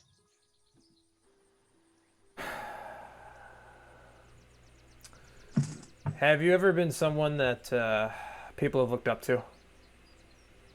People have had to turn to kind of keep everything steady. Try to keep everybody from kind of going down a bad path. Nope. Well, when you've been doing this as long as I have, and unfortunately you've seen as much of this as I have had. So men It's kinda getting tough. turned into No, bees? no. We, like I said, we do lose men. It's not as often as this, but I'm the one that has to take the brunt of it and let the families know, let the workers know, let everyone know, and it never gets easy, but you learn to cope a little bit, and you learn to stay strong for those around you. Because if everyone's looking to you as their rock, and you can't be that for them, you can't lead. It is a hard thing, and you are a hard man. Milgrim appreciates your sacrifice and the sacrifice of your men. Can we have the address to where Hogar lives so that way he can go drop off his body? Yeah. He hold on, and he kind of walks back around. He leads a couple of you, or all of you, depending on who wants to go with him, back into the office, and he's able to kind of, you see him kind of thumb through some files, and he's able to procure for you the addresses of both Scott and Hogar. Scott being the kind of younger gentleman who just kind of, he's more of a newer lumberjack, relatively young, and as you guys know, he not much known about him, but then Hogar, you do know, is the one with the wife and kids, and he and Oliver explains that to you. Like, I don't know where you'd bring Scott. He was just kind of a one-man guy when he came into town. I don't know if he's got any significant others or anything like that in town. He kind of stayed to himself, but Hogar's got a wife and kids if you are looking to drop the body off. Yep. We'll drop the poor bastard off. Okay. What about the other guy you don't know? Where the hell he come from? Is there a cleric about in town? Well, there's not really a major place of worship, if that's what you mean. So if there is any clerics, there might be people who claim to be clerics, but they may not actually be clerics now. There are some... I can't think of any. I mean, there's some strange folk, but I don't... No one that I think is looking for the... What are you guys looking to do? There are certain spells that can be used to preserve ones who have passed, and if we can preserve him in his current state, it would be better for identification purposes down the road.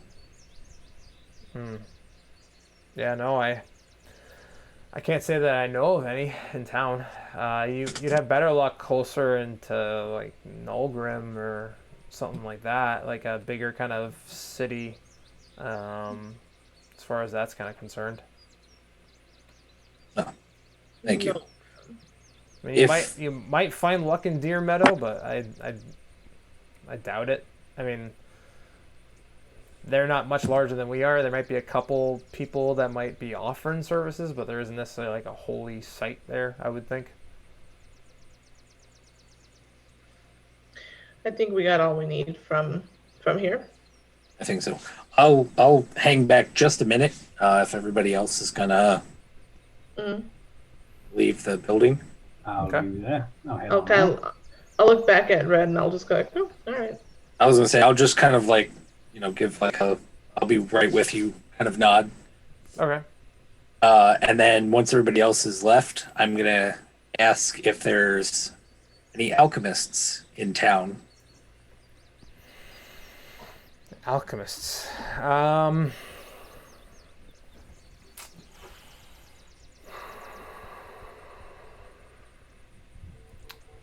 Not that I can. I'm trying to think. I mean, there is. There's a blacksmith. I don't know of any alchemist that like necessarily sets up shop there. I mean, we sometimes get traders kind of traveling through, and there might have been an alchemist that's traveled through, but I don't know if there's anyone that's. I don't think there's no one that's set up shop or anything like that and has a permanent site. And no one who comes frequently for like a town fair or anything like that. Okay. Not that I can think of. No. This could also be useful in our quest to preserve a body. So. Yeah. No, I understand. I'm going to take out. Let's see. I have in the way of money.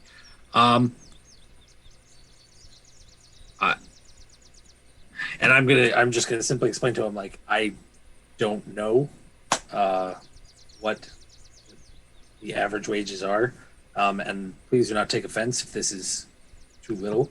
But I'm gonna hand him 3 gold pieces, and say for your time and services. I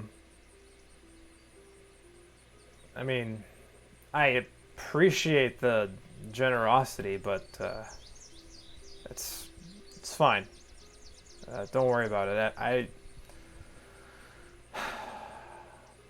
The only thing you'd be doing would be helping me buy another drink, and I don't need that right now. Understood. If you ever find yourself in Nulgrim, come by the keep and tell them Red sent you. I don't leave these parts very often, but if I ever do, I'll I'll keep that in mind. And I'll give him a slight nod and head out. While All right. all this was happening, I have been talking to the bird. Okay. That guy was so disrespecting. Yeah, like what the fuck was up with that? I am generally very upset for you, and I'm petting him. I'm petting his little bird head. Timic, do you let her take the bird and kind of pet him, or do you just like have him sitting in your beard and you're just kind of pet it like? I assume she has a hand inside my beard right now. Yeah, that's what I thought so too. So she's just kind of like feeling. Well, nope. Okay, I've got to do this the right way. She's just kind of like palming into your beard a little bit, kind of like. Yeah. Yeah. So Dale just kind of continues to kind of like, yeah, that was kind of mean of him, wasn't it? How does that make you feel? Well, not good. Yeah, I'm sorry. Kind of sucks. Sucks That to feels be good. looked at That feels good. differently. That feels good. The right spot? Right there. Okay. Yeah, right there. Right, yeah, yep.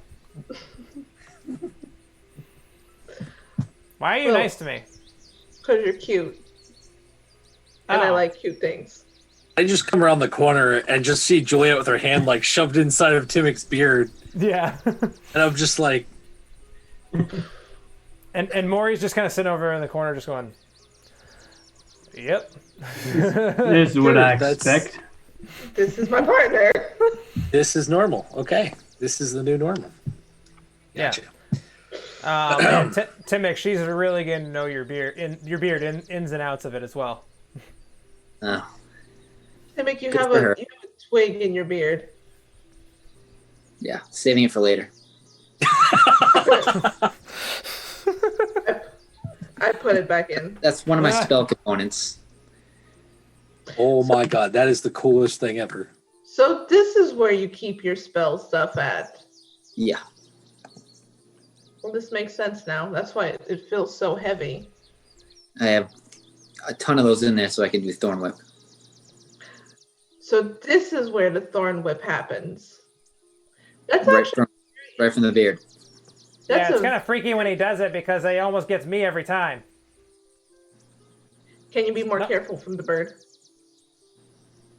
The bird chose to live in my beard. I didn't choose the bird to live in my beard. I think It's this is a warm. healthy relationship. This is right. I'm repeating what the bird is kind of like saying to the guys. Mm-hmm.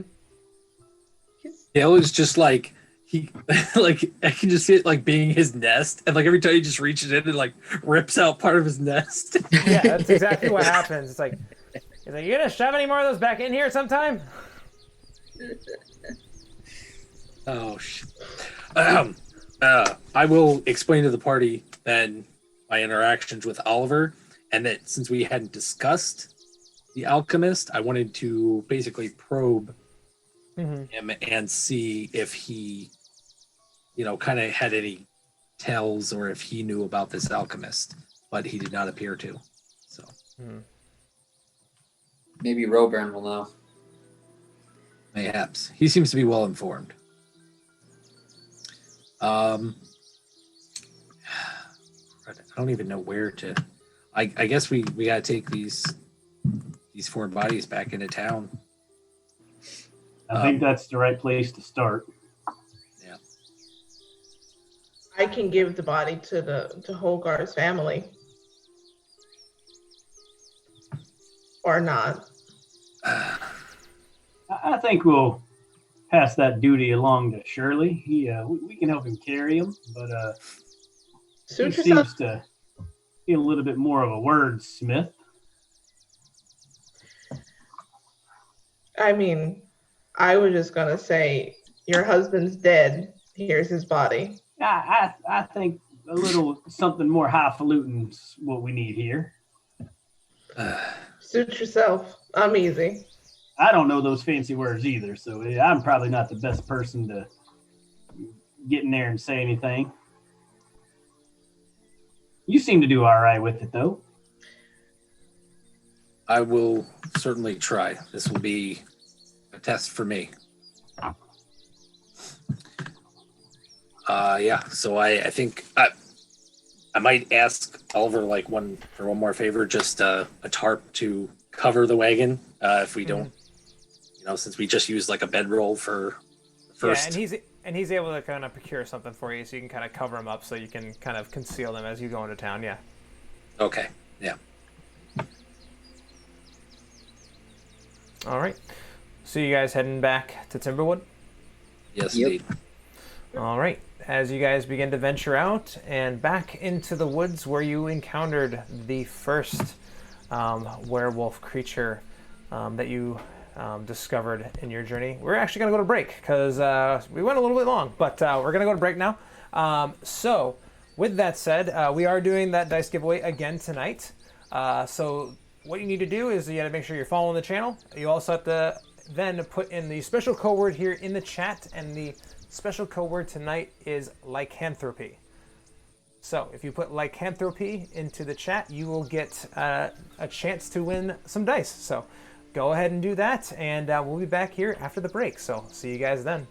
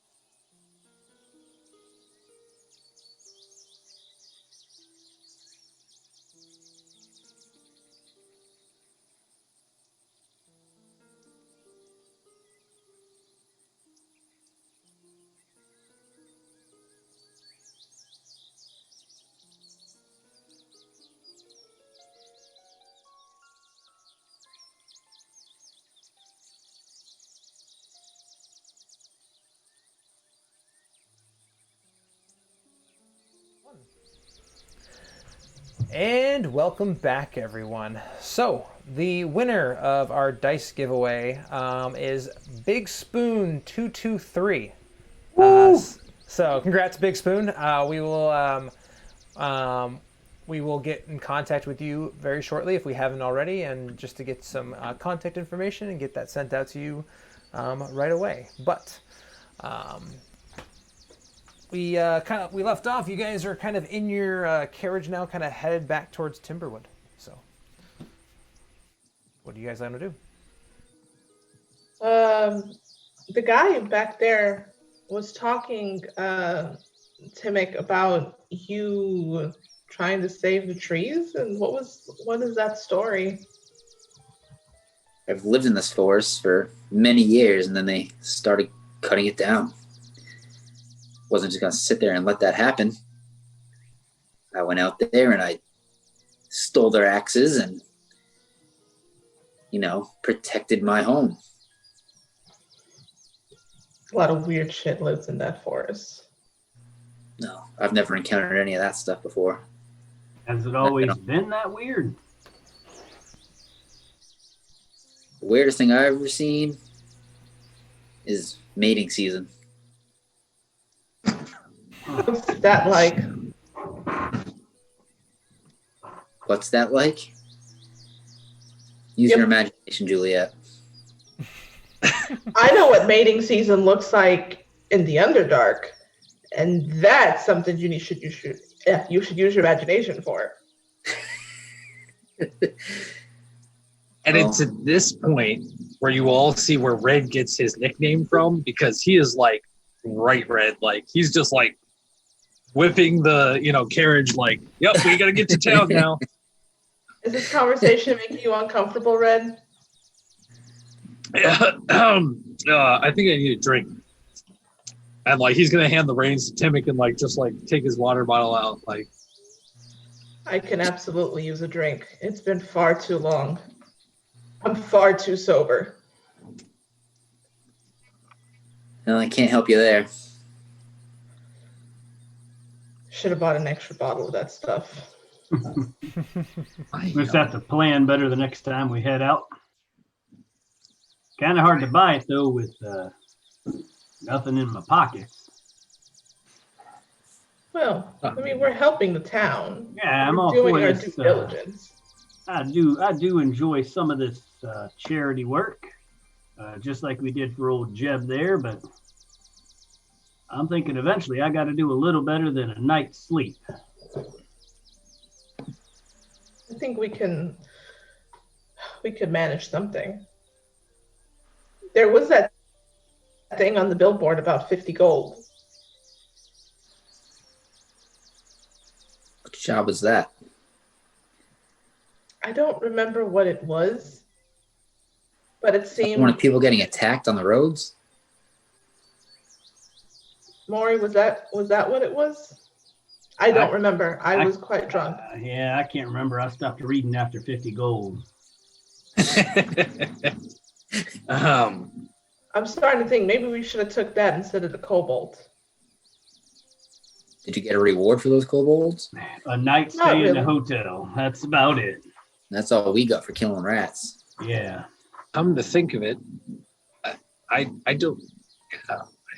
Yeah, I tend to forget more than a reputation out here. And I'm gonna kind of like look at my own coin purse, you know, just offhandedly. What's your story here, Red? I assume you're some sort of musical, magical man. I am classically trained. Yes. I hail from Nolgrim. So I'm what you might call city folk.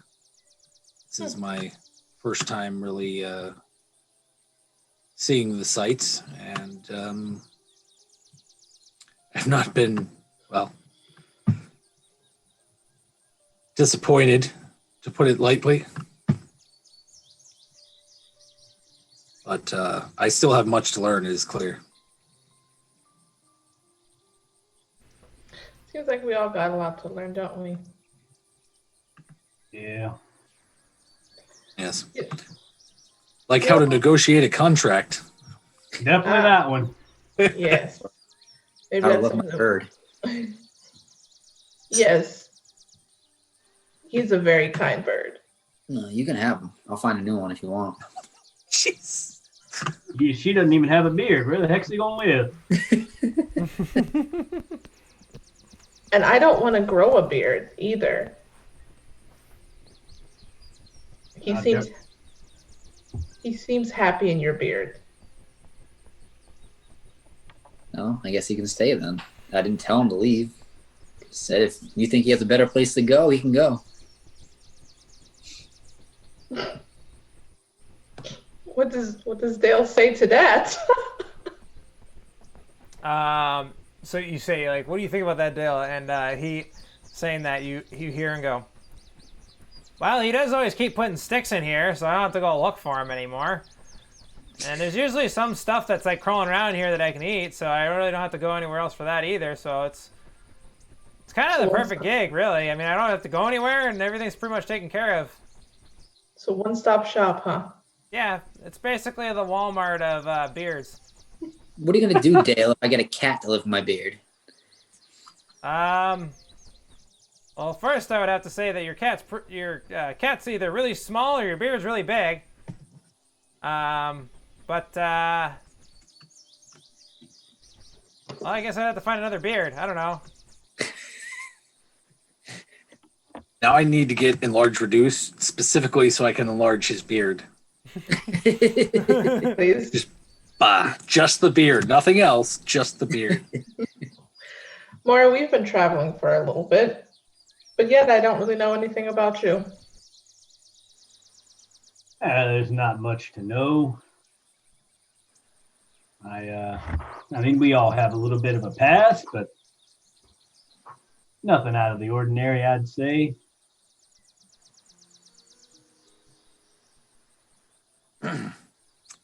Have any of you made it up to Nulgrim? I can't Never say heard. that I have.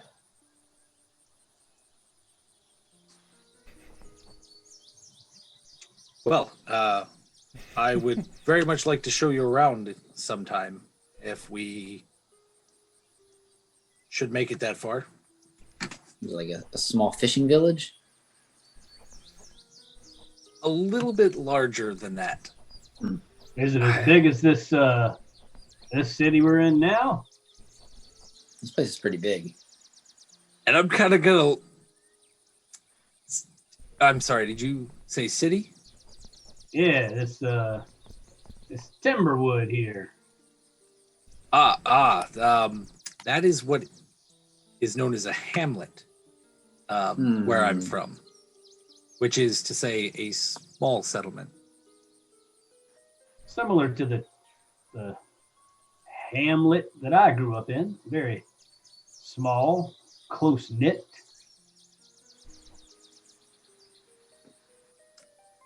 I can appreciate that. I can see what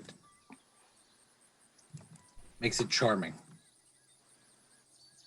Yeah, I spent most of my time in the woods. Not as Me too. talented at it as our friend Timmick here, but didn't have much choice. At a young age, kind of just got sent out on my own way and just didn't see the need to find myself in large cities. If we had met earlier, we could have stopped these lumberjacks dead in their tracks. I think so. If I'd found my way this way a little bit sooner, I think we could have done some pretty good. You know how many small critters that died because of these trees being chopped down? Counted. I don't even really know what they're doing. Why do they even need the trees? Timber. Wood, I guess. Build more houses to make the city bigger. The city's always expanding. Can't you do that with mud and rocks? I was happy in my little mud and rock hut in the woods. except for every time it rained. It got washed Well, away. Oh. And therein lies the issue. With timber and stones, you can make structures that will last not just for your lifetime, but your children's lifetime. And you can Boy, improve howdy. the way of lives of not just yourself, but many. But they're killing squirrels and chipmunks every time they cut down a tree. He's That got a is point. an unfortunate side effect, yes. That's where But- Dale comes from. His tree that his nest was in was cut down, and he flew into my beard by accident. He just stayed. Oh. Mayhaps at some point we'll be able to negotiate, or I'm not sure of the word I'm looking for here, but build a grove where we can harvest the lumber and not injure our woodland friends. I mean, I do have to say I don't really like the fact that they're cutting it down, but on the other hand, I never seen a chipmunk pay anything with gold, so it puts me in a weird space, you know? But chipmunks are cute. Yeah. I'm cuter with money, I think. But Chipmunks are good for getting the scratches on your back you can't reach. I got a lot of those too. I'm not as That would be a neat trick. I'm not as flexible as I used to be. Just get a chipmunk to climb up your back. With the nice little claws, it feels real nice. Do you have a chipmunk in your beard that we No. can try this out? No. Chip? Ah. Chip and Dale? Well, that worked out pretty perfect right there, didn't it? Episode later, we walked right into that one. Now we'll find out. Sounds like Now let's try to find one. Give it a home. Dale, would you like a chipmunk companion? Well, as long as he doesn't take up too much room in here, probably wouldn't be too bad. He can scratch your back if you need him to. I think he'd annihilate my back, but thanks for the offer. I love him so much.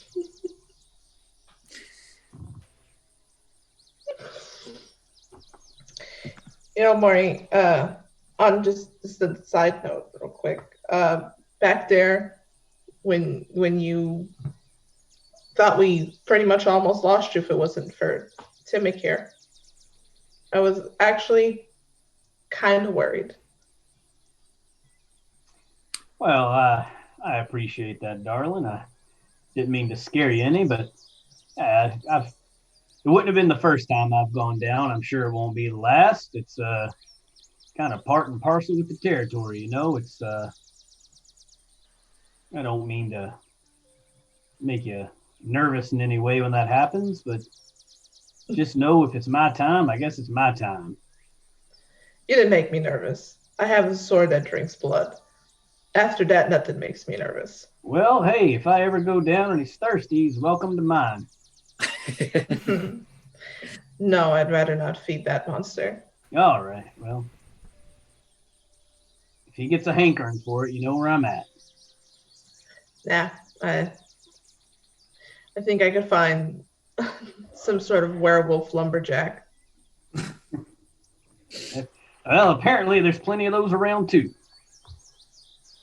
More on, I think maybe you may be a little too giving. Definitely a thing to work on there. Blood is hard to come by. Well, I mean, if I'm not needing it anymore, might as well, right? Kind of the same way I felt about that gentleman, you know? I mean, hey, his body's not being used anymore. Somebody might as well enjoy it.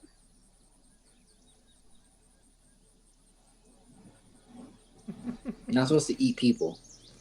Well, We've been over this. Yeah, I mean, I understand that now. Just thought you'd hate to really waste it. How about we make a deal? How about if we can't find Scott's family or anything, you can eat Scott. Oh well, he's spoilt now, so it ain't gonna do me no good.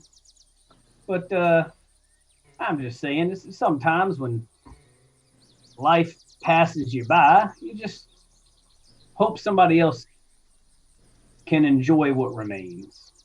So when life gives you bodies, just eat them. Or if life goes away, somebody else can use your blood, I guess. When in doubt, someone dies, just eat them. Not everybody. Rain out. I mean, we'll have you to know workshop somebody- this. Yeah, I think we can. I don't know. Maybe I can get you guys on board someday, but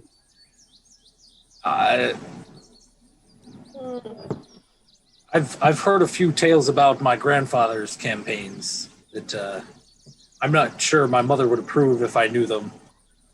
But people do things in survival situations, and I think that's what Morharon's getting at, is that, you know, if you can help someone else when you're beyond help, that he's all right with that from a moral standpoint. You know, Red, I think you're a lot better with the words. So I think, at least from my standpoint, you can do some of the talking. I think you can do all the talking. I think you summed it up pretty well right there. I'm And I'll not very- raise my water skin. Me and the words, we're not so great. Where I come from, you just say what you mean, and that's it. Practice talking to actual people. And animals aren't the smartest, but they get the job done when you're lonely. I just Especially birds. oh shit. I'm sorry. I lose character every time. He just starts trash talking his pet bird. Oh god. Oh, all right. Tamp down. All right. Are we going to talk about mating anymore? Yes. Yes. We should discuss what our game plan is here. We want to talk to Roburn, correct? We should probably divvy out these bodies first. We don't want them to rot in the back of this cart. I think we take care of Scott and Hogar first, and then maybe stop by, see Roburn, and who knows, maybe this tall fella went through the tavern at some point looking for some work, and might not have a name, but maybe where he came from.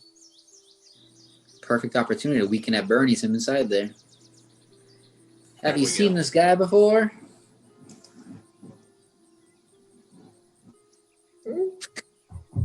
Maybe. Just throw some sunglasses on him. They won't even know he's dead. I mean, he has Never a good tell the point. difference. Does anybody have a spell that can maybe animate somebody? You know what I do have, actually. I'm not sure. I feel like I have to decide what, like, my...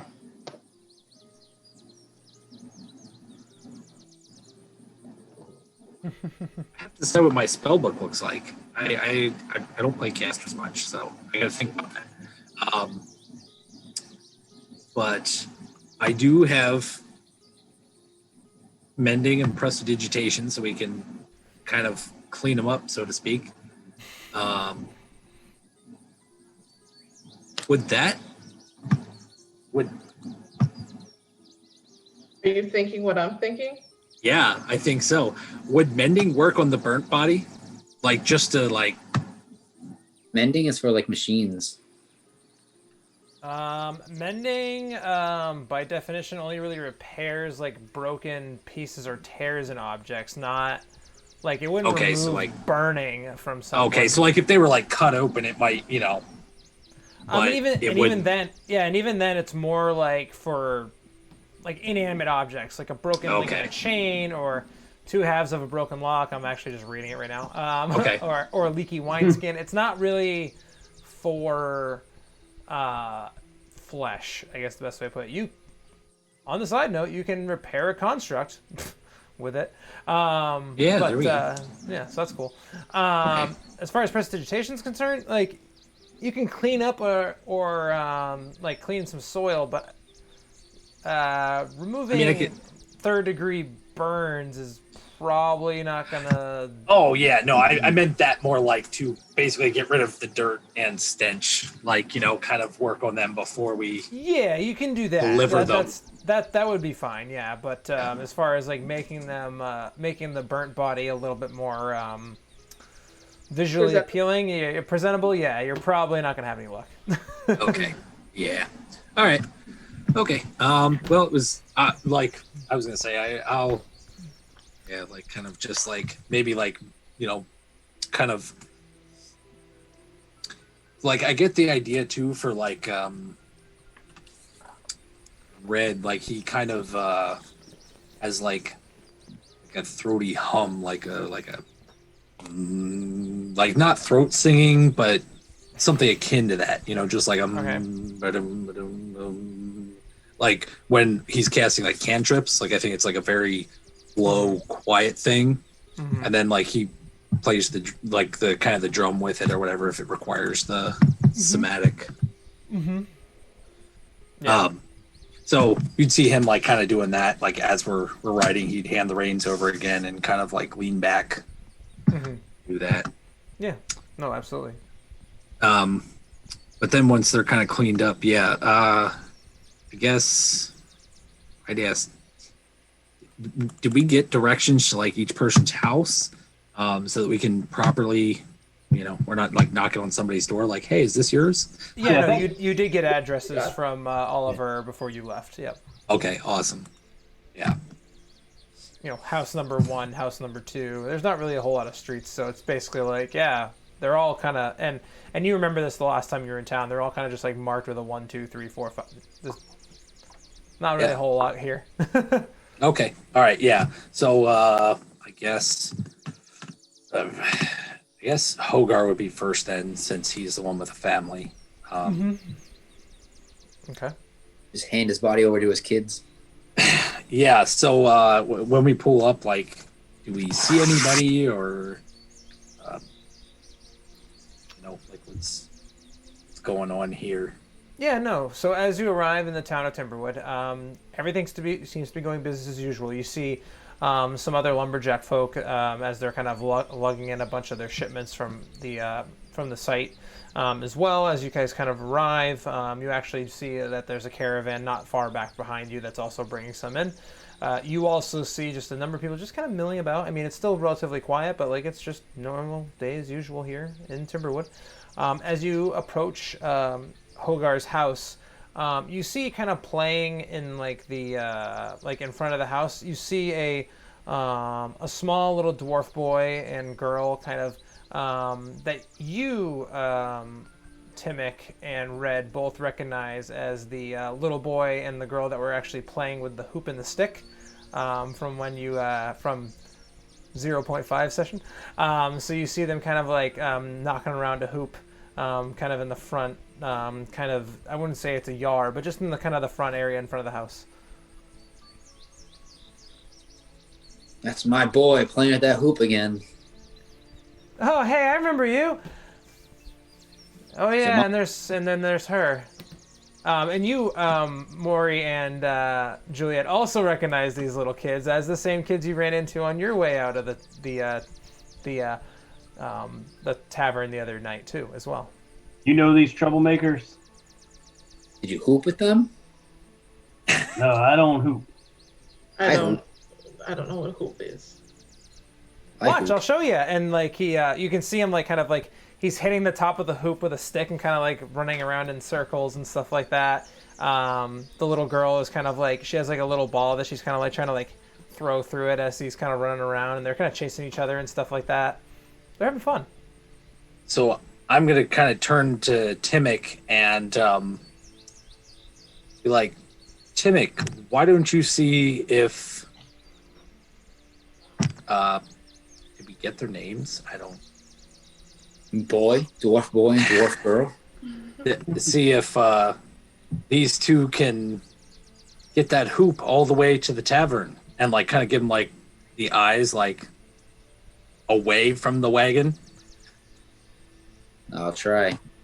Hey, dwarf boy. Oh, it's Jaeger. Hey, Jaeger. Yeah?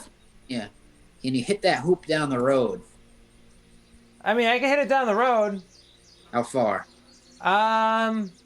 In one shot? I don't know, like over there.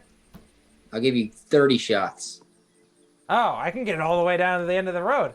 Do it. All right. You ready, Ruth? Okay. And they both like kind of just like on either side, like Ruth goes and picks up a stick and they both start hit as they're kind of running. They're hooping. Do you follow them? I'll follow. Shirley, go. Your chance now. Go. I'll follow dwarf boy and dwarf girl down the street.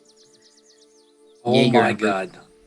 I'm literally gonna cry. Thank you very much. Oh, son of a gun. Yeah, so I'll like fix my jacket and kind of straighten up, clean myself up with prestidigitation, and knock on the door. You hear the rustle from inside, and you the door opens, and in front of you you see a dwarf woman.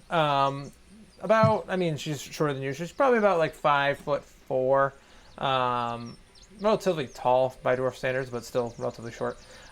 She's got like brown hair that's kind of tied into a knot, and she's wearing kind of just some general common clothes with like almost like a work dress and apron that seems to be very common for this area. And she goes,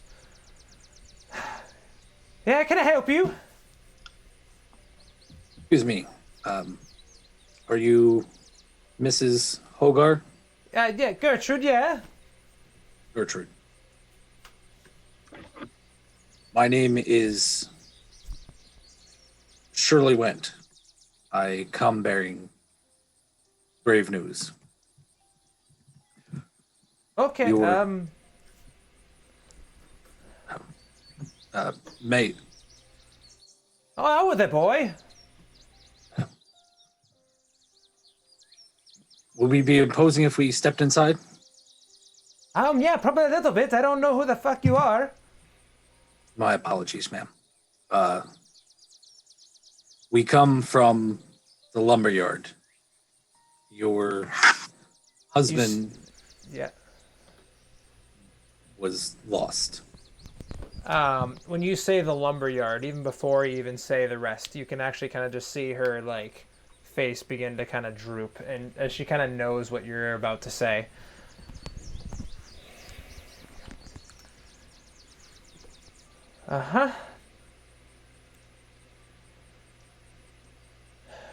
Can't say I didn't think this was probably the case.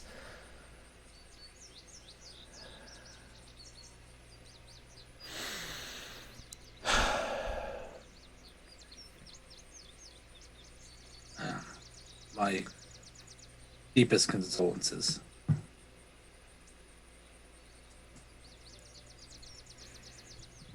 Do you know what did him in? Yeah. I will ask you truthfully.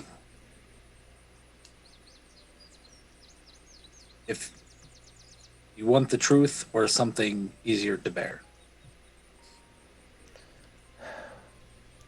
Tell me the truth, boy. I will tell you it was us. He had become some sort of beast. We were attacked. we slew the beasts, and when they fell, they returned to their human forms. She just kind of pauses and kind of like looks introspectively for a second, just kind of absorbing what you just said.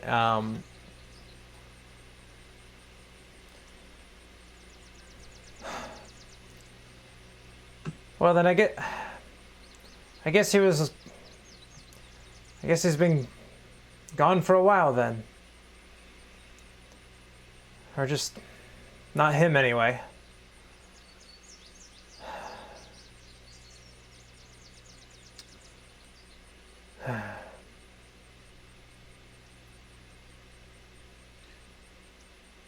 Thank you, lad. You're welcome. And I'll kind of motion for Morharan to, like, and I'll go back to, would you like us to bring him inside or take him somewhere else?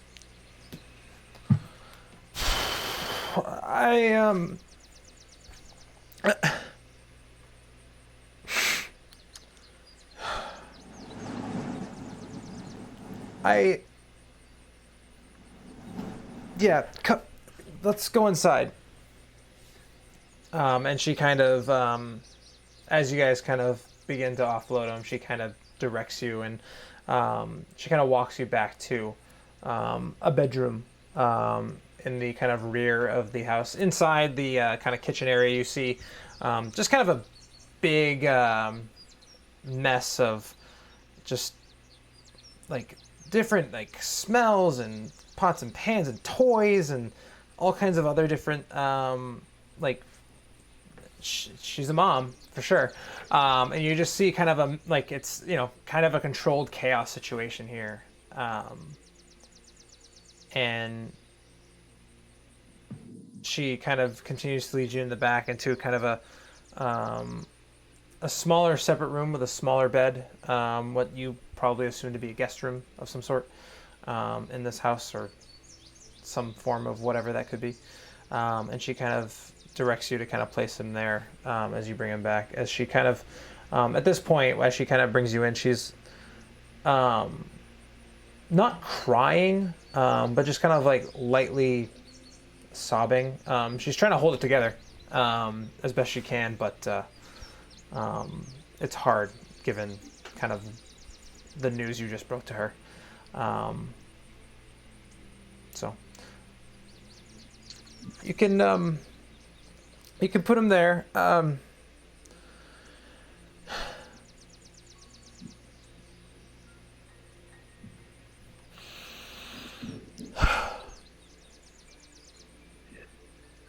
If I do not know if either the people of Timberwood here have their own customs, or from wherever you hail from, but I personally would be more than willing to assist in any kind of rites or funerary services you may require. I appreciate that, lad, but it's all right. We'll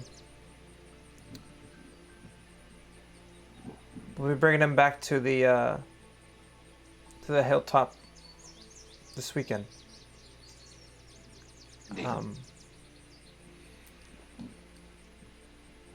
That's where that's where we kind of both him and I came from. It's not far, but we had moved here hoping for a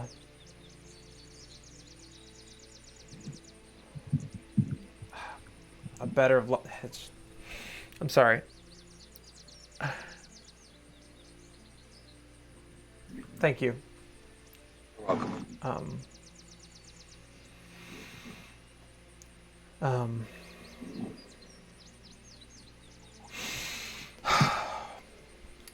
If all you need all right. to, Well, we best I best have you off then. I've gotta make I've got to make dinner for the kids. Thank you. I'm glad to know that. I'm glad to know what happened. indeed.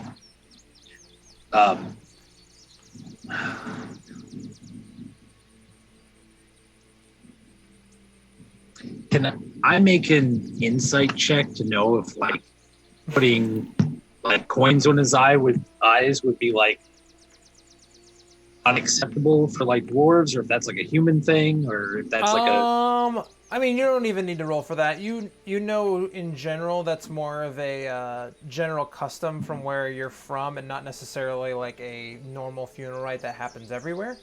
okay. You know, that's just something that's been that's practiced in your family and kind of the close knit nature of your family line. But in general, generally speaking, it's not something that's necessarily performed Okay, for so- most folks. No. Okay, and as long as I know that, then I won't do it because I don't Okay. want to. You know, if they're not from Nulgrim, then I wouldn't Right. interrupt in their rights. Correct. So, and then I'll kind of like, you know, see everybody out and close the door. So before he closes the door, I'm going to be like, "Oh, crap! I left an axe in there when I put him down. I'll be right back." And I'll just run back in real quick, and I'll kind of push the door closed behind me, and knowing that I'm like twice this lady's height, I'm going to drop to a knee in front of her, and I'm going to say, "Listen, it doesn't get any easier. You're going to struggle with this the rest of your life. I know because I've been there. But what you've got going for you is you still have somebody. You got people that rely on you. You got people that need you. So you go ahead, you take your time, you mourn, and you be sad. But you get strong and you be here for these kids because you're lucky enough to still have them." It's the only thing that kept me going while he was gone.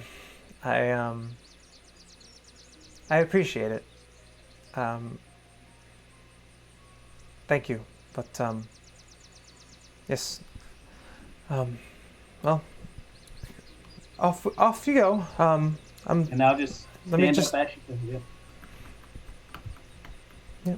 And she kind of turns around, and you see her kind of like begin to like clutch at a like kind of like a couple of sack of potatoes from underneath a counter, and she just starts to tries to cope. And I'll just walk out the door with I found it right here. Slide it in the mouth.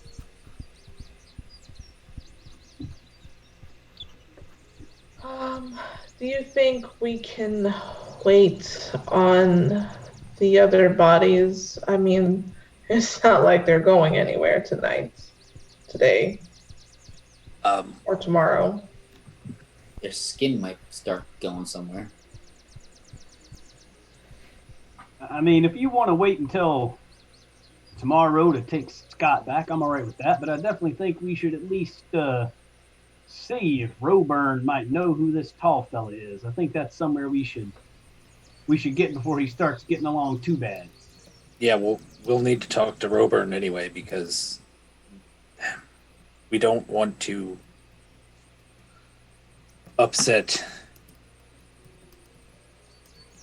Henry's family if this is indeed not him. And Gerald, check here.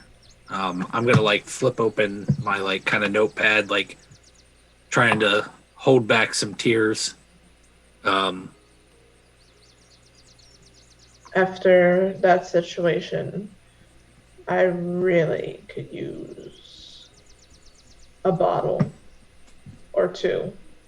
Well, I think we can kill 3 birds with 1 stone then, because Roburn's going to hopefully have an answer, a direction, and plenty of booze. Then off we go. Let us win. Timmy comes running back down the street, panting after playing hope with these kids for minutes. Minutes. Oh man.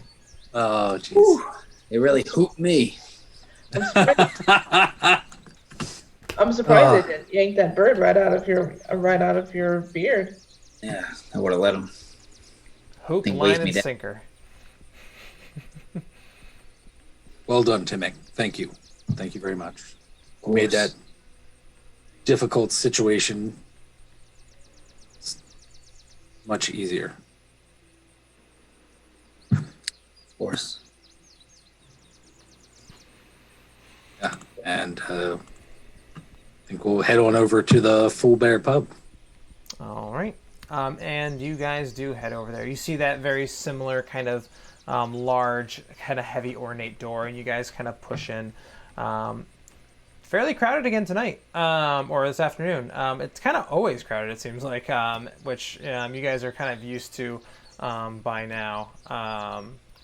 As you kind of, as you guys kind of enter into the bar.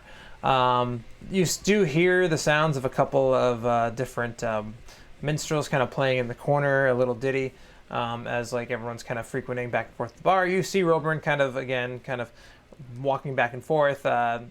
Plenty of ladies sitting up there trying to get his attention as usual, but he kind of sees you all walk in. He kind of like, hey.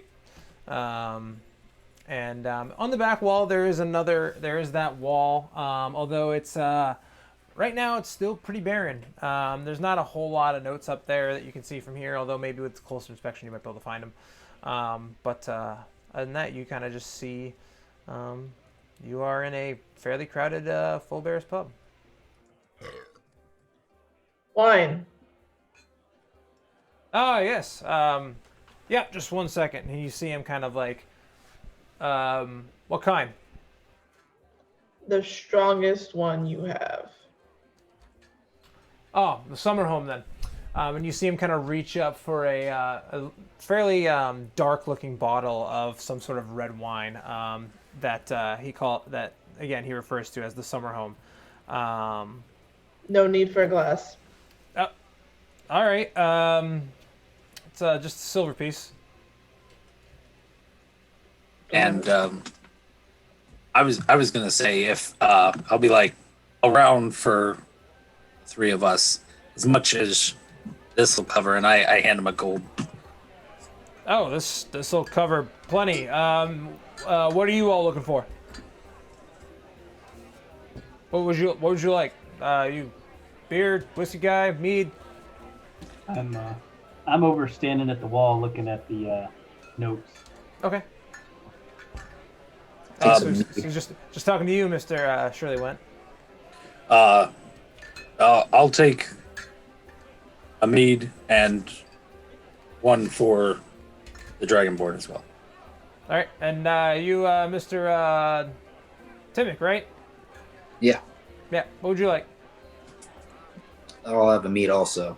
All right, cool.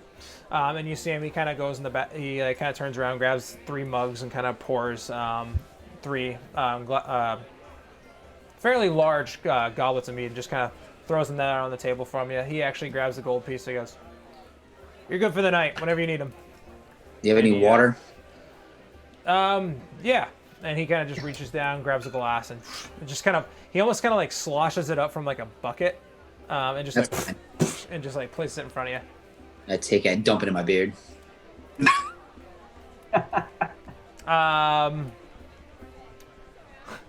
Okay. Stay a little thirsty. You hear from his beard, "You fucker!" And you just see Roper kind of just like one eyebrow, like, "All right." There's just like a flutter and Yeah, He has a exactly. bird in his beard. Just ignore it. All right, fine, whatever. Just like guzzling that bottle. Yeah, and he just kind of just like looks at you like, I would slow down maybe a little bit there, Julia. All right. what was the name of that vintage again? The summer home. Summer home.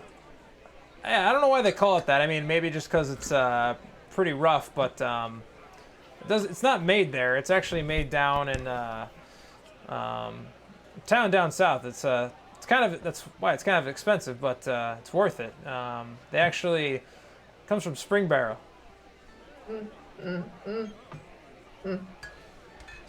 Yep. Yep. You better watch her. For the I'll rest of keep the an eye day. on her. For the rest of the night. Maybe even tomorrow morning. Indeed. Thank you for the warning. Yeah, And- you're welcome. I'll take a heavy drag off of my mead. It's actually really sweet. Given mead's kind of more of a like a honey fruity kind of drink. Anyway, so it's a very kind of very thick sweet taste, but it's pretty good, and it's pretty strong too. Seems like everything here is pretty strong, based on your experience so far. That's good. Strong drink for strong companions. Yeah. Whatever. I like Roburn. phrase the rest of it, and then I'm just like, okay. Roburn, you have a minute to come outside? Do you see what's going on in here? Yeah, but you're the only guy that we know that could possibly have any answers for a question. Yeah, sure.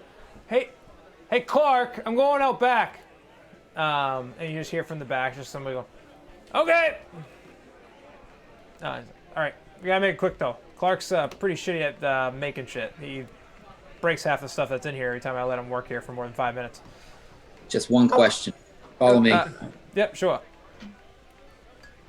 Be outside. Yep. So yeah, he follows you outside. Is it just you, or is it everyone else? Whoever I'm wants to keeping an follow. ay at the bar. Okay. I'm still Alright. at the wall. I'll go outside then. And we'll get to that too. Yeah. All right. What's going on? What do you guys need? Do you know this guy? And I take the tarp off the. Jesus Christ.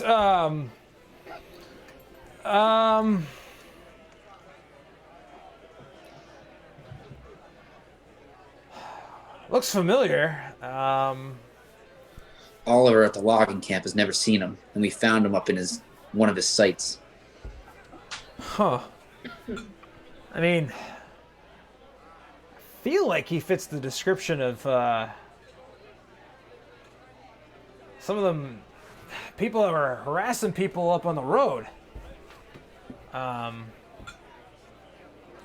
think. And I guess. I don't know. Like, I mean, I remember this. I think this guy's also stopped in once, but come to think about it, not long after that, people started talking about how there was somebody fitting his description bothering them on the road. Him and another guy, kind of tall too. does that have to do with the posting up on the board? Yeah, I mean, it would. It's gone. It would have something to do with that.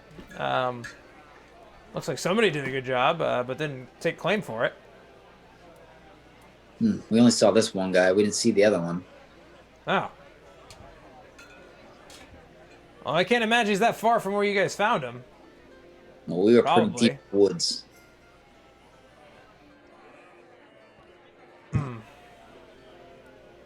It's weird. Yeah, no, No, Sorry, go ahead.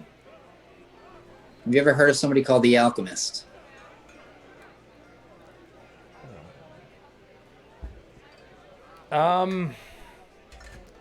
I've heard the name thrown around, but not from the most reliable of sources. There's this guy in town.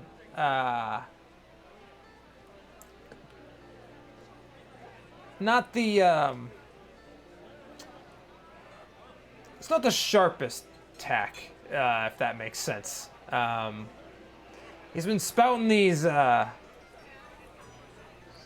claims of somebody sneaking around here, and it said here him talking about some alchemist. That's the only thing I can remember. But like I said, it's from his name's Jordan. He's I mean, don't get me wrong, he means well, but he also makes up crazy stories that are never true. So, I mean, that's all I got for it. It's something, but I don't know if it's that great. I wish I could give you something better. You guys will have to go talk to Jordan. More of a lead than we had before. Yep. Thank you, Roburn. You're welcome. Like I said, watch her. People get pretty fucked up on that stuff. Noted. Yeah. And I think she was already polishing the whole thing off, so she's probably pretty useless right now. Yeah, she's pretty useless back in the woods, too. Timmick manners.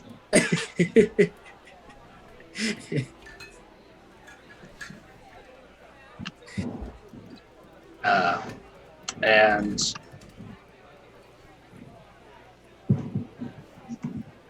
yeah.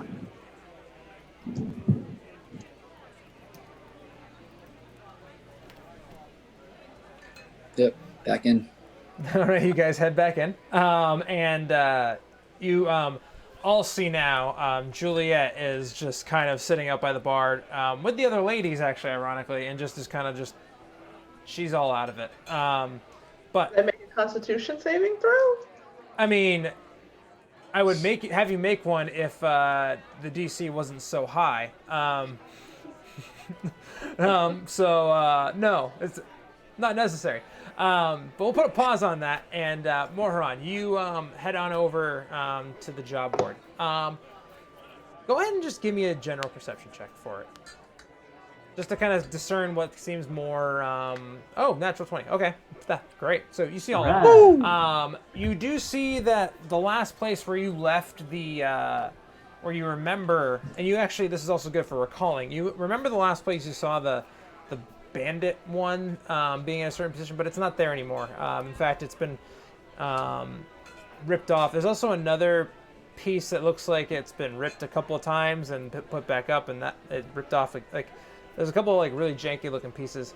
There are some general jobs about just like kind of helping out on a couple farms, helping out with some cleanup back at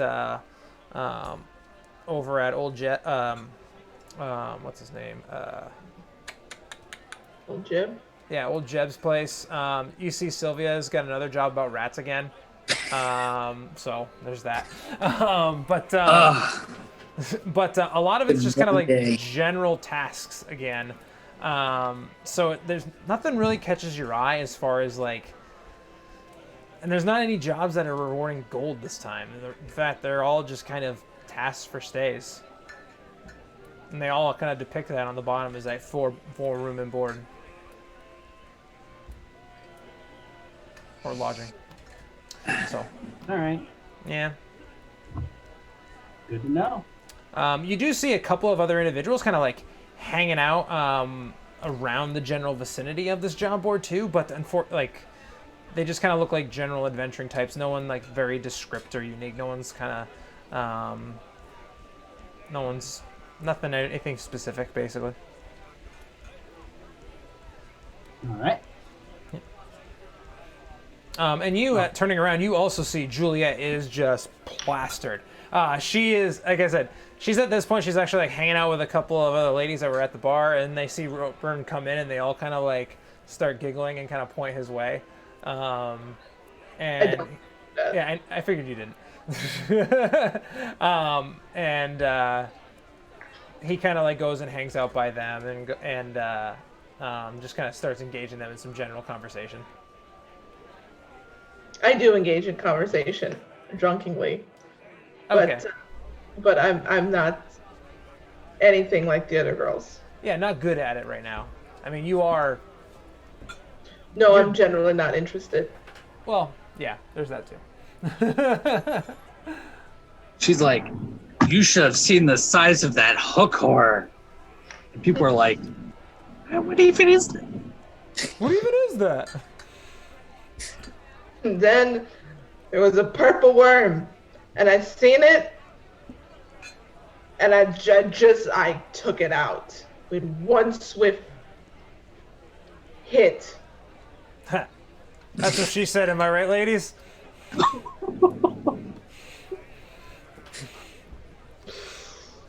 Oh. Anyway. This stuff is good. I'd like that many more. I think you probably have had enough. You want to live tonight, right? And that many more. Give him a persuasion check at disadvantage. Okay. You can try. This one you can try on. Oh, jeez. Oh, sorry. many dice. I clicked it. Well, it doesn't matter. The lowest value on that is a 5. So he's just like, sorry, dear, I must insist. You're no fun. He just kind of looks at the other girls, and they all just kind of start giggling, and he's just like, okay. And kind of leaves you alone. Maury, come over here. This is so good. What is it? So good. It's good. It's wine. Is good wine. Well, I can't try it because the bottle's empty. But you can get another bottle, and you could try it, and then you're gonna give me the rest of it. All right.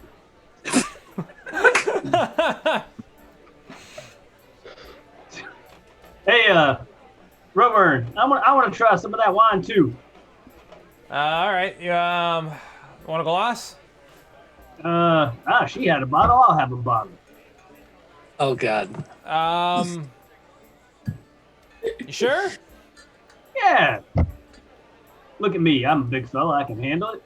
I think you said the tab was covered anyway. It is. Yeah, I can handle it. Give him a deception check. Well, he could do More just for the intention of what you're gonna do. Just to see if you're good at it. All right. Yeah, 14's okay. So he's just like, all right. He pulls one down. He pulls one down, goes, and uncorks it for you and hands it over. He goes, don't drink the whole thing, man. Like, this is, like, share it with the other, not her. Oh, share with the other two. But with the other two guys. Gotcha. yeah, just if you want her to live tonight, like, you don't go want over.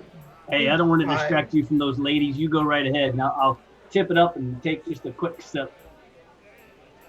And you do, and it's heavy. It's like the thickest, kind of earthiest, like red wine you've ever had in your entire life. And you can tell that, like, a little too much of this, probably not gonna be a fun end of your night, for sure.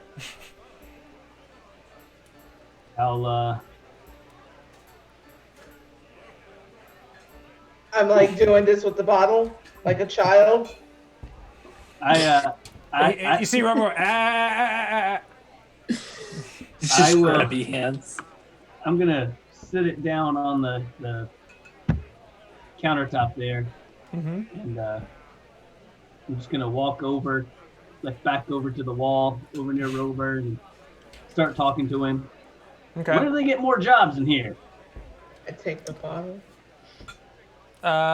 Give me a sleight of hand check at. Can I give a double disadvantage? No, I'm just kidding. Just a disadvantage because that's the only thing you can actually do. Can I see what's going on? Because, like, I mean, you're there. You can see what's going on. You're in the general vicinity. Yeah. I'm just gonna like walk over and like stick my finger in the top of the bottle and like hold it to the bar. Okay. Okay, so let's. So you make your sleight of hand check, Juliet, at a disadvantage, and Red, I'll have you make a strength, an athletics check at advantage. No, that's not So an 18 on the sleight, a 16 on the sleight hand, not bad, but a 24 on the athletics. So you see, so Red, you're able to kind of just pin that thing down. And Roburn takes a second and looks, he's in general conversation with you more, and then he kind of looks over and goes, hey, come on. Like, Yeah, told you. and I'll take it. Hey, my bottle. What are you doing over there, woman? And I'll take it and roll a piece of cloth or something up and kind of cork it, so to speak, and walk back to the table and Give me a pouty face. Moharan, I got you one of their fine meads over here. You should have a taste.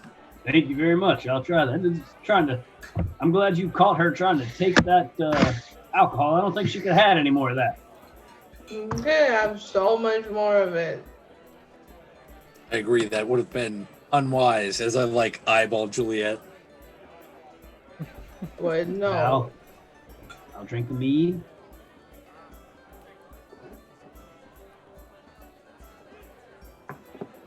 The wine.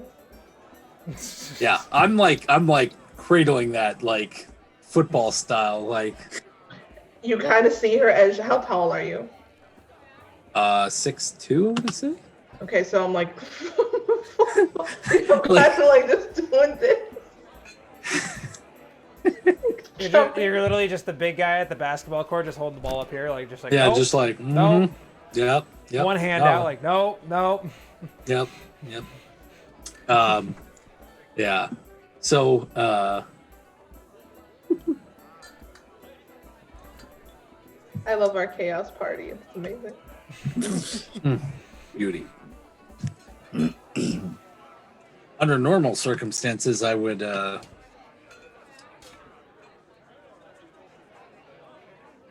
give this band a run for their money, but I'm not, after the events of today, in the mood for frolicking.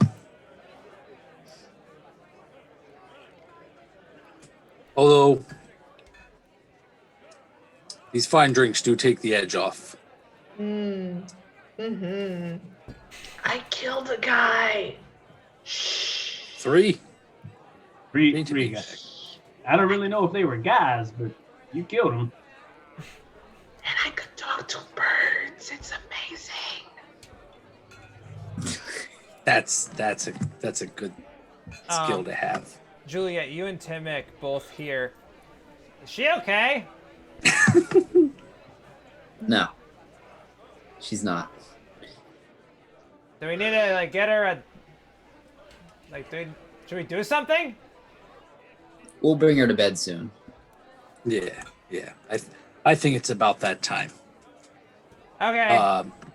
And I'm gonna go over to Rober and be like, you wouldn't happen to have a door that locks from the outside, would you? Or a room with a door that locks from the outside? No. We're not that kind of a place. Excuse me.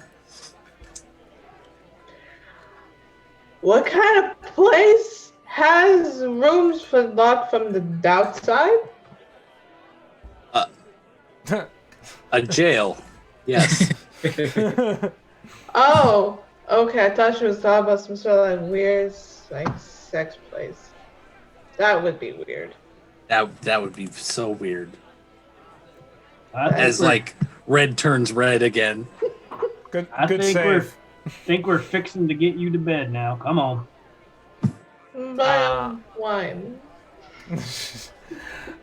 And Roburn gives you keys to the same rooms that you had previous nights. So he gives you two keys, two sets of keys, one for each room. You guys actually, ironically, were staying next to each other in this particular pub and inn kind of set, which is actually kind of funny. But you guys are able to kind of go upstairs as the night's kind of starting to wind down, and you are able to find a night's rest up there. What'd you want to say? I just want to turn to Maury, as we're getting ready to go upstairs. Maury, I'm Maybe I should have drank the whole bottle, but I can't feel my legs. Can you? Can you? If you feel I anybody just this, grab her and scoop her up, Okay. Nice. like over my shoulder. Fireman's. Come on. Thanks. If you tell anybody this, I'll kill you. I believe it. And you do pass out, and yeah, you're able to kind of carry her up the stairs. And is there anything else any of y'all are doing before you go to bed? I'm putting a bucket beside the bed. Good call.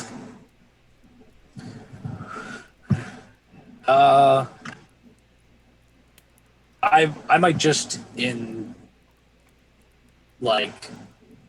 tell Roburn real quick, like if anyone in like an aside, like if anyone matching the alchemist description or even that other bandit Okay. like comes in while we're sleeping to send like Clark or something to wake one of us at least. And he nods. Yeah, yeah, absolutely. Yeah, I'll send him up there if they end up coming in. Just well, it's pretty easy. We have a couple of other doors that we can kind of use to not have to make it obvious. So, but yeah, no, definitely, Much appreciated. no problem. Yeah, and then I'll pack it in. All right. As you guys go ahead and find your evening's rest, you're able to again, like I said, you kind of have these nice small homey little rooms. You can either pair off or however you want your sleeping arrangements to be, but you guys do all find a night's rest. Maury, I don't. as sleep takes you and you drift off into sleep, you dream, but it's vivid. You feel the scent of something. It's strange. You also feel like you're much lower to the ground than normal. And you feel yourself kind of almost walking on all fours. It's a very strange feeling. You catch the scent of this thing again. You follow it, eventually finding a small little chipmunk out in the woods. You don't know what it is, but for whatever reason, you feel just this urge, this inner urge to attack this squirrel. You go, and you do attack it. You rip it apart. You rip it into shreds. The blood and this little sinew of this little chipmunk being ripped apart. You get the taste of the blood on your lips. And it feels great. It's the best thing you've ever tasted. Better than any wine, better than any beer or any mead you've ever had in your entire life. You need more. You must have more. And then your vision starts to fade. And that's where we're going to leave it tonight. So you said you wanted to say something there, Red, before everyone else went to bed, but what was that going to be? I was just gonna say I don't think Red has probably had to deal with like that kind of like loss or whatever. So I don't think he would probably sleep very well. I think he'd probably stay up pretty late, like cleaning his weapons and his armor and that kind of thing. Mm-hmm. Like he might not even actually sleep. Mm-hmm. Just kind of, he's probably lost people, but like, never that close. To it. Yeah, and that's completely understandable. You are able to eventually, like even with the sense of that loss and stuff like that, you do eventually the exhaustion from the day and the travel does find you falling asleep, but it takes a while. But yeah, no, we'll pick up where we left off, starting next week at 8:30 p.m. Eastern Standard Time. If you guys want to check out this whole session in its entirety, make sure you check out the VODs. They'll go up on YouTube on Sunday. And you can, if you follow, subscribe, whatever, to this Twitch channel, you can actually have access to them right away. You don't have to wait for that if you don't want to. Links for all the stuff and the things are all up there if you guys need to check that out. Are you sure you want to do that? It's not following? That's awesome. They're awesome. But yeah, guys, no, this is fun. I'm excited for what is to come for this group of plucky adventurers. So. I hope everyone's excited for the next morning. That's for sure. Oh yeah. I hope everyone's is staying safe, especially during these kind of weird, uncertain times. I know it's kind of crazy right now, but don't forget to check in with your loved ones and let you know that they love them. And we'll see you next week. Bye, guys. Bye. See y'all later. Yeah.